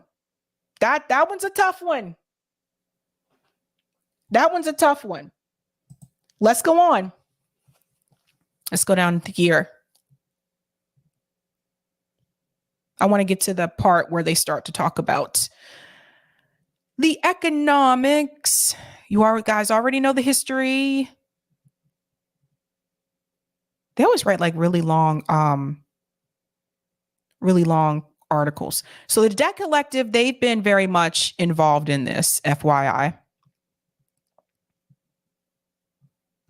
Yada, yada, yada. I don't know why this is so long. Just get to the point. Okay, here we go. Over 98% of people who applied before the portal was shut down live in zip codes where the average per capita income is under $75,000. Nearly 2/3 of applicants reside in neighborhoods where the average person makes less than $40,000 a year. I know people graduating from undergrad and they're not offered jobs that are paying $40,000 a year. This is a reality.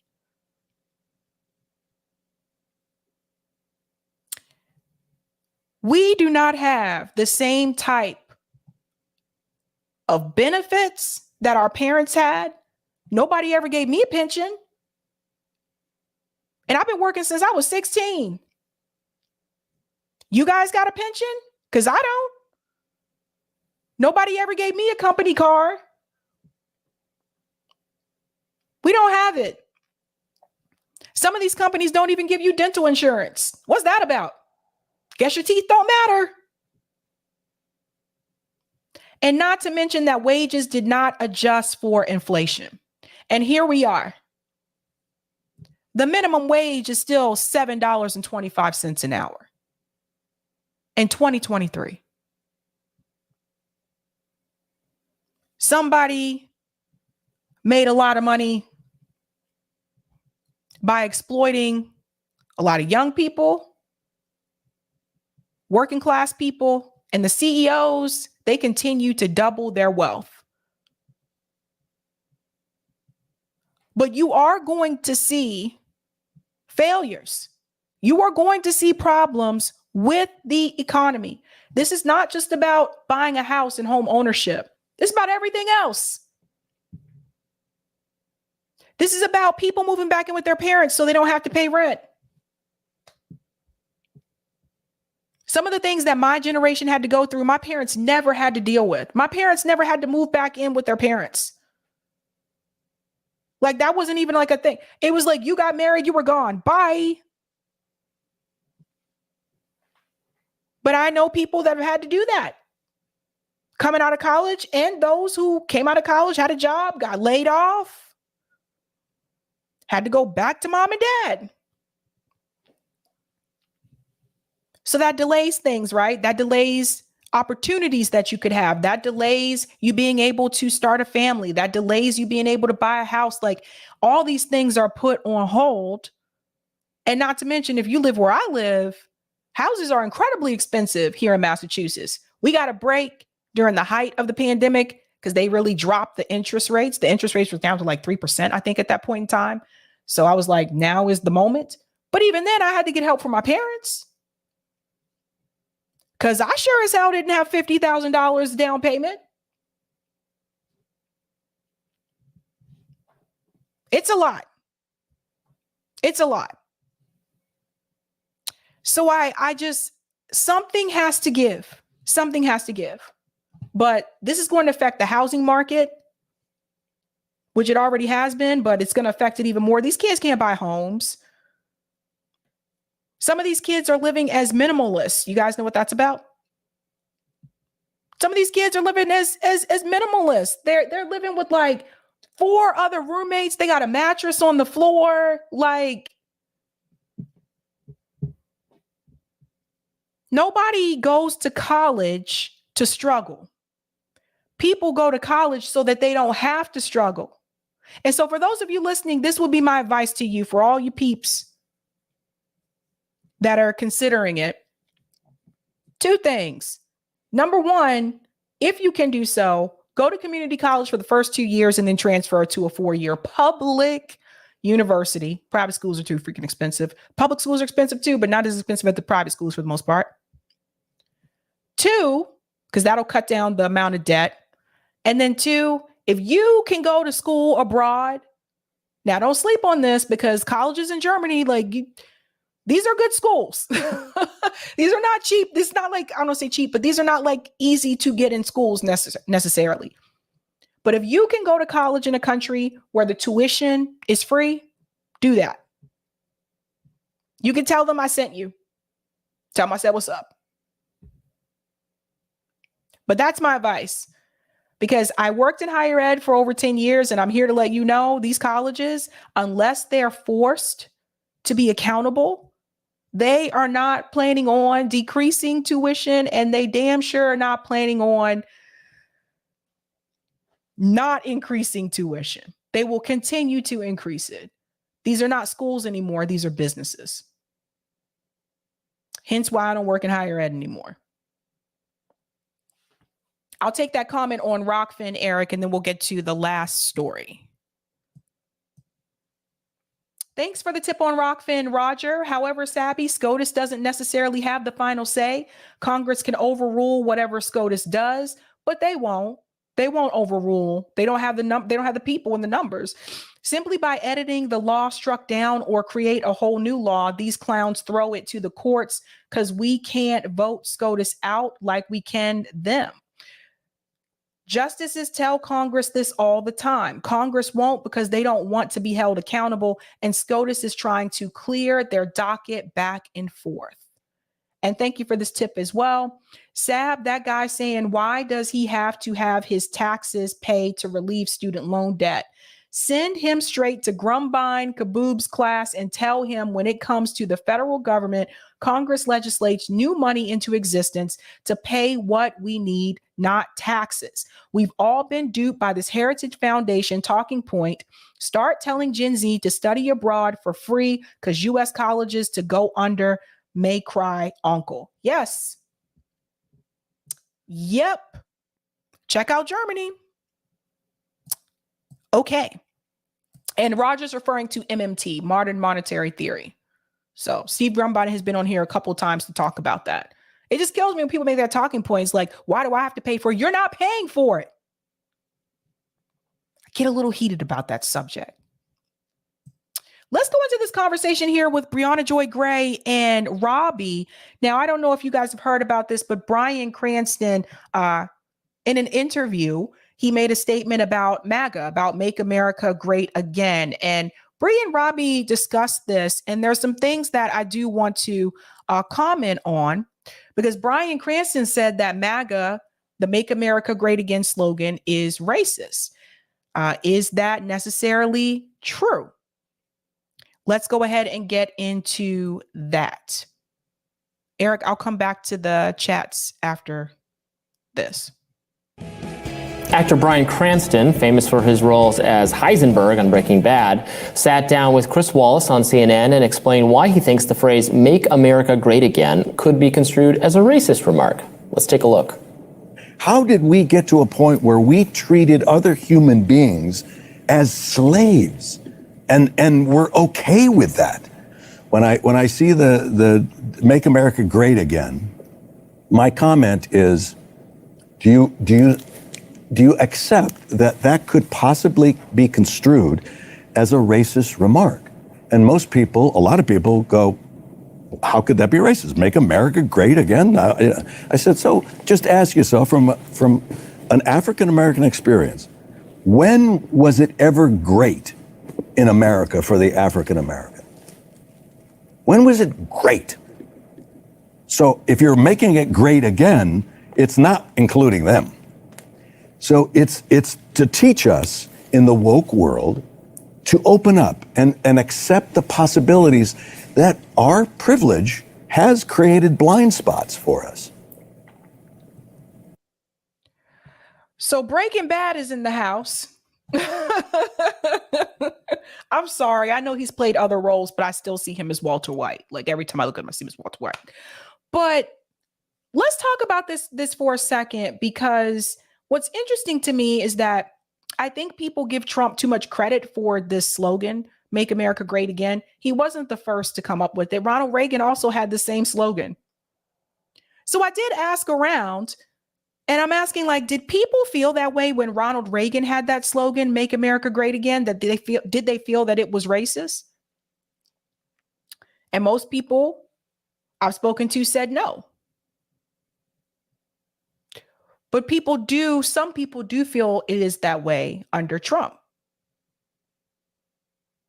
Now, we're going to get into this discussion here, but I wanted to start off with that. Like, I think people need to stop giving Trump credit for that slogan as if he came up with this. This was already a thing. Just being honest. What do you think about his breaking down of that slogan? I don't think it was breaking bad. I thought it was breaking good.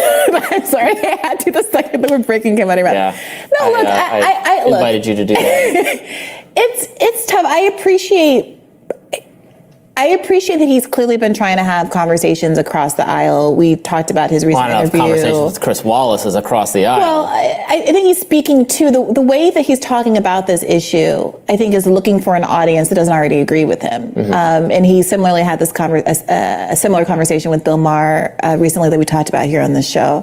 And I think he's completely right in identifying why it is that some people here make America great again and see it as completely neutral. Why wouldn't we want America to be great? And other people hear it as an effort to call back to a time that might have been great for some portion of the American public, but was enormously ungreat for another significant section of the public. And part of why I think historically marginalized groups are sensitive about those kinds of statements that glorify yesteryear is because they became very, very popular at a time in American history where there were movements for equality and substantive change.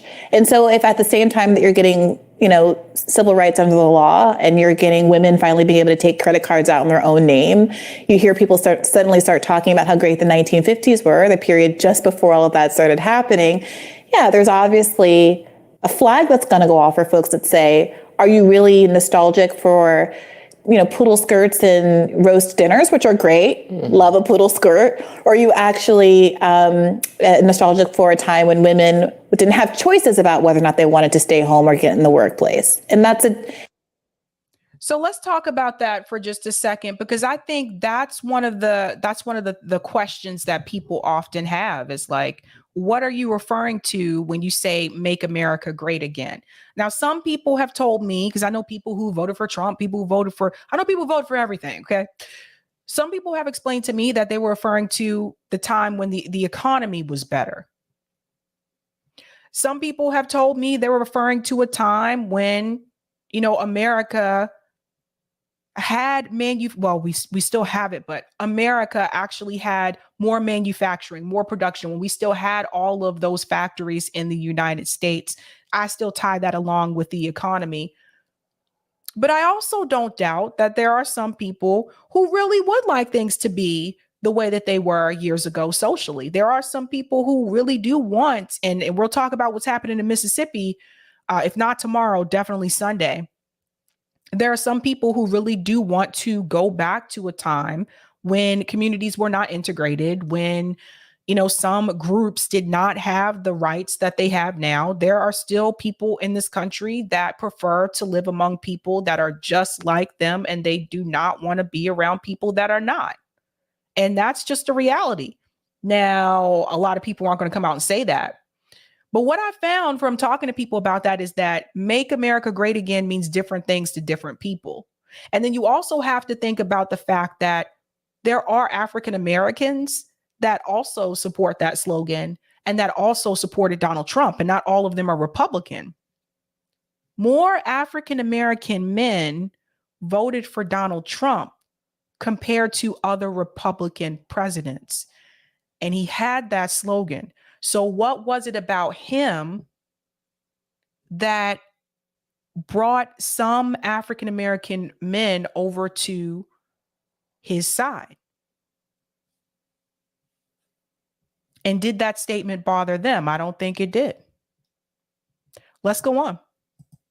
It's difficult for some people to wrestle with because there's some genuine nostalgia for the non-oppressive aspects of that time period. I feel that. I feel nostalgia for the 1990s, the period of my own adolescence, in which some things about our society seemed better and healthier. I don't think that's a crazy point to have. Sure. Obviously, some people had, that's before gay marriage was legal, sure, and so on and so forth. But it was also a period before, the global war on terror and sure, lots of dysfunction in our foreign policy. And I miss music from the 90s. That's what I miss from the 90s, because I really do feel like it's really hard for me to listen to new music today. And I do try, like when you guys reach out and say, listen to this song, I try. But I felt like in the 90s, there were so many different genres that had their moment to shine. You had the ska movement, you had alternative rock, you had gangster rap, you had the grunge scene, you had the pop scene with the boy bands and the Spice Girls and all that. Like every genre had its moment to shine in the 90s. And don't forget the R&B groups. You had TLC and SWV and all these groups, and it's like everybody had their moment. And I feel like today I just don't see that when it comes to music. Like if I listen to new rap today, I'm like, what the hell is this? How did you get a record deal? Like, seriously, I'm trying to figure it out. And I can't rap. I admit it. I don't claim to be a rap purist, but something has changed musically. I feel like the songs are shorter. They've gone from being like 3 minutes to 4 minutes, and some of them in the 90s were like 11 minutes long. What is the band? Oasis. Hello, Oasis, Champagne Supernova. 11 minutes long. Now it's like, a lot of the newer songs, you look on Spotify, they're like 2 minutes long. And I'm like, what is this? So it is hard for me. It's difficult for me to like new music because I feel like it seems like not enough artistic integrity goes into the work nowadays. Even the lyrics feel lazy. Like, I'm just being honest. Danielle said talent versus no talent. There you go. There you go. Probably, at least from the leftist perspective, probably some economic maybe the seeds right of it before the Clinton reformed welfare, cut welfare, and did the crime bill. So there's arguments to be made. Yeah, for sure. But I can definitely see why someone would say, "Look, make America great again." It doesn't have.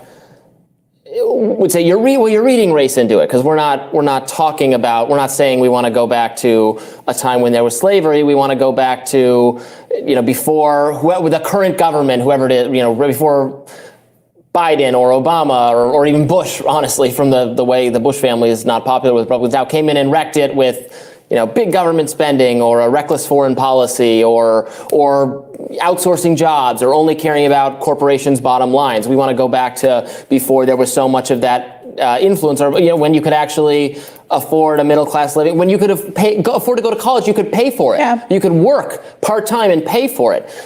I think if we're arguing in good faith, and I agree with you. I think Bryan Cranston is being good faith there. He seems affable. I don't think he was making strong claims. I think on the other side, the good faith reading is people, generally referring to that. Now, I'm sure there's some racist people who genuinely, lust for a time when there was more. I think 99.9% of the people who like the slogan or who are defensive about the slogan, it's not because they're sitting there saying, ooh, I want to go do a racism again. Like I'm going to get my grandfather's Klan robe out of the closet and take it to the dry cleaners. Your grandfather was a federal informant. They're all federal informants always. That is, by the way, also a plot of a very funny Larry David sketch, the Klan robe at the dry cleaners. Yeah, that's a good point. I don't think the majority of people who agree with that slogan want to go back to that per se. And I think that's the point that I was trying to get to, is that I don't think for most people, yes, are there some races who do feel that way? Oh, absolutely. But I don't think that was the majority of the people that supported Trump and that supported the slogan, to be honest with you. Let's also remember the Bernie Sanders supporters that turned around and voted for Donald Trump in 2016. So would you have said that they were racist also? Leaders. But I feel like, the reality, none of them, I don't think that they're like thirsting for racism. Yes. So the question becomes, if you in good faith embrace the slogan, And then someone explains to you patiently, the way that Bryan Cranston has, why it is that it doesn't resonate the same way with everyone. Is there a corresponding openness to understanding, yeah, look, I understand why you don't feel included in the mission of where we want America to be headed, and maybe we should do something about that. And I think some of the claims that, I had no idea that the slogan was going to be interpreted this way, are a little bit bad faith, not from the people who are adopting it, but from the people who designed it or decided to use it in the first place. Because it was, in fact, Reagan's 1980 slogan, we can make America great again. And it's more difficult to argue that someone in the 1980s who's literally in 1980, who's coming off of the civil rights movement, the women's rights movement, the gay rights movement, really right then, literally right up into the end of the 1970s, is hearkening back to some intermediate time that we can point to, like the 90s, where there was substantive equality for most groups, not gay people. I mean, again, I think with that a good faith reading would be wanted to go back to a time of, they were coming out of their bad economic years, right, during the Carter years, energy issue, going back to a time where the economy was healthier. But that's. Yeah, and there's a piece I want to mention in reference to that when we talk about the generations, because that's the thing that I was thinking about as well. It seems like people didn't have that same feeling about the slogan when Ronald Reagan said it. For some reason, people really liked Ronald Reagan. And I'm not kidding, my husband showed me the map. I'll see if I can find it. I may not be able to find it, but my husband showed me the map of how many states Ronald Reagan won in this country. And it was insane. It was absolutely insane. People really believed him about trickle down economics, although we know that shit don't work, but people believed him about that. They believed that this is the way to go and it will help us prosper economically.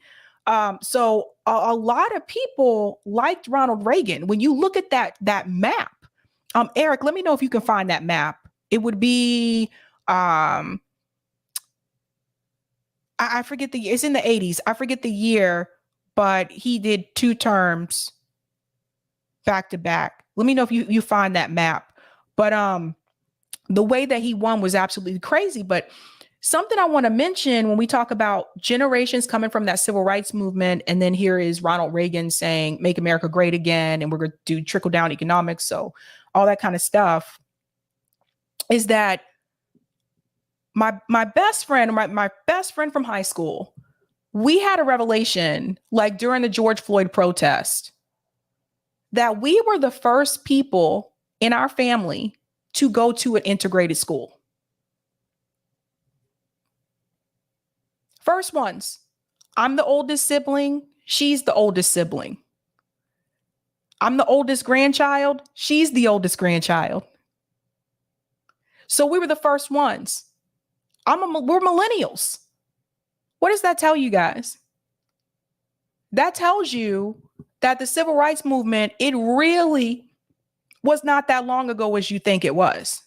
Even when you look at the years, and I'm not talking about, just the MLK years. I'm also talking about when the schools were actually lawfully desegregated. When they were lawfully desegregated, because that didn't happen immediately for every school. People need to understand that for some states, that took years. It took years for some schools to desegregate. It wasn't immediate everywhere. And then you still had segregation that wasn't legally, schools that weren't legally segregated, like in places like here in Boston, they weren't legally segregated, but they were segregated until the busing in the 80s. So what I'm trying to get across to people is that we are not far removed from the civil rights movement. And oftentimes when we talk about it, it seems to be discussed in that way, as if this was a long time ago. Wasn't really that long ago. My parents were born before the civil rights, before the MLK years. So what was that, Anna? Anna said my school desegregated in the early 70s. See? Different everywhere. Ricky said 1973 for us in Georgia. Now, here's that map of Ronald Reagan. I want you guys to see this, and I'll go back to the video. When I tell you he killed it, he freaking killed it. I can't make this up. Look, Mondale, you didn't have a chance, bud. You did not have a chance. Because when you see this map, and it's interactive, one state went to Mondale, and that's Minnesota. See it? Minnesota went to the Democrats. Ronald Reagan swept the entire country with the exception of Minnesota. You don't see that today. You don't see that anymore. It wasn't just white people that voted for Ronald Reagan. Black people voted for him too. So when you look at the slogan again, why do people have a problem about it with Trump, but they didn't seem for the most part to have that problem about it with Ronald Reagan? That's something we need to think about. You never see anything like that. All right, let's get back to that clip. That's exactly the blind spot that Bryan Cranston's talking about, that to look at the 1950s, like, I understand that it is perfecally possible. I don't have any personal investment in the slogan. Sure, I know you're not a supporter, but I understand that it's perfectly possible for white people, some white people, to look back at the 1950s and literally not think of anything other than economic prosperity, whatever their family was doing, who was winning the Super Bowl, or what do you call this one? The Super Bowl's only, I don't think the Super Bowl goes back that old? far, right? We just had Super Bowl 58. I'm sorry, the World Series Baseball. that year. Baseball that year. And I understand that. But I just need I need them to understand that it's like next to impossible for a Black person to think of that time period where you literally didn't have rights under the law. I mean, I know that this makes people uncomfortable, and they think that people are being overly sensitive or trying to beat a dead horse. But it's hard for me. My parents were literally born in the United States of America under an apartheid system with unequal rights. My parents, this is not a million years ago. My aunts and uncles went to segregated schools in Virginia, not a million years ago. They're my parents went to segregated schools in Maryland. That's the thing. You didn't even have to be in the deep South for your parents to experience it. That's the thing. They were in Maryland. They're from Maryland. Living, breathing people. So, it's difficult to say I just wasn't thinking about that. We have, who was the NFL owner, the team owner, who was just pictured in one of those crowds of folks that were, I'm not saying what he was doing when he was there, but he was pictured in a crowd of folks that were protesting school integration, and now he owns a football team.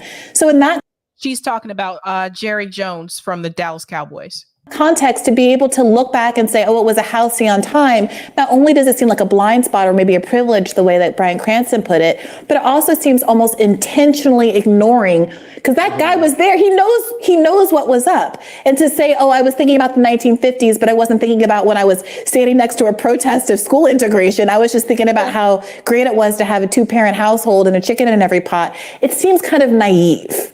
Yeah, I get that. I genuinely always had a kind of anti-nostalgia sort of agenda, because I think people over-glamorize or look too fondly at the past and forget about just how much more difficult and less, even take away the racial context or the accruing more rights, even living without the greater access to medicines or even to technology. Yes. Young people were bored. There's less to do. I mean, honestly, we don't appreciate the subtle ways in which our lives have gotten a lot more. They only had 2 channels. Lassie was boring as the Dickens. They wouldn't be able to watch. They wouldn't be able to watch us having these great conversations on YouTube. Really interesting. I know some people that really would like to go back to the days where the wives stayed at home and cooked all the meals and the dad went to work. My friend tried that experiment for a year. It didn't last long. It did not work out too well. She went back to work. But some people would like to go back to that time when families were, I guess, as some are putting it, more wholesome, so to speak, or people actually spent more time with their families and not on their phones. I'm talking to you. Or not in front of the TV all the time. Some people I know do want to go back to that kind of time, but I think in order to have that type of return to simplicity, I think that people would need to detach themselves from social media. I really do. And maybe even Netflix every now and then. Pull out a board game. Pull out a board game in front of your peeps. All right, guys, I'm going to do the super chats, and I do have an announcement. I don't want you guys to forget about this. I've mentioned this before, but I'm just a reminder because it is March now. There is a rally in DC called Peace in Ukraine. This is March 18th through the 19th. Join Peace in Ukraine rallies nationwide. It's at the White House. And so Code Pink, I believe, is sponsoring this event, 1 p.m. Saturday at the White House. So if you didn't get the opportunity to go to the Rage Against the War Machine, the most recent one, that's the one that I was at, that I streamed. If you didn't get a chance to go to that one, there's this one that you can go to as well. And it also looks like, so they have a Google form that you can fill out. Eric, when you get a chance, if you can put the link to this in the chat so people can sign up if they want to. But I wanted to let you know, here are the demands in the 100 billion in arms shipments to Ukraine, in NATO. Stop the permanent war economy that funnels trillions of dollars away from jobs, education, and healthcare. Negotiations now. The people of the U.S. are not interested in the possibility of a nuclear war, nor the Pentagon's policy of weakening Russia. And no to war with China. And they have a registration link here where you can register. And it looks like they also have transportation centers. So if you don't have a car to get there, they have buses departing from New York, Philly, Albany, Hudson Valley, New York, Atlanta, Baltimore, Boston, Chester County, PA, Finger Lakes, New York, Ithaca, New York, New Haven, Connecticut. You get the drift. So another anti-war rally in DC, that will be March 18th. I don't know who the speakers are. I mean, someone asked me that. I don't know. I don't see that information listed anywhere. I do know it's initiated by Answer Coalition, Code Pink, and the People's Forum. So yeah, there you go. So that's another cool one to check out there. I am going to do these chats, and then I really do have to head out because I'm looking at the time. We're not going to do call in tonight. I'll do it Sunday after Sunday's show. I have an early morning tomorrow. Thank you for the super sticker, Anoon. And thank you for this one as well.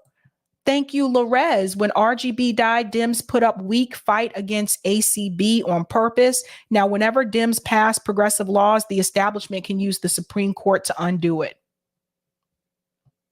You go. Tony said university should be free, especially if a public university. Thank you for the super chat, M. Smith. Okay, let's take the next corporate bailout to court. Betsy says, Sabby, will you live stream if we get a bunch of us to make demands at Ayana's next town hall? Absolutely. Depends on the date. Depends on the date and stuff. I'm signed up for a couple of things already for this month, but I just need a heads up. Thanks for the super chat, Aberdeen. Shout out to JB. Sabby, the wild part is that some of us don't have two parents to go back to. Some of us have single parents and can't even move back home. Shout out to Roger Meadows. When economy crashes, no North Dakotans will be okay. That's right. They have public bank. Giovanni from Italy. I immediately perceived that MAGA was a racist slogan. Hopefully someone got it in the USA. Thank you for the super chat, Roger. He won 48 in 80 and 49 in 84. Thank you, Anoon, for the super sticker, and thank you for the super chat as well, Roger.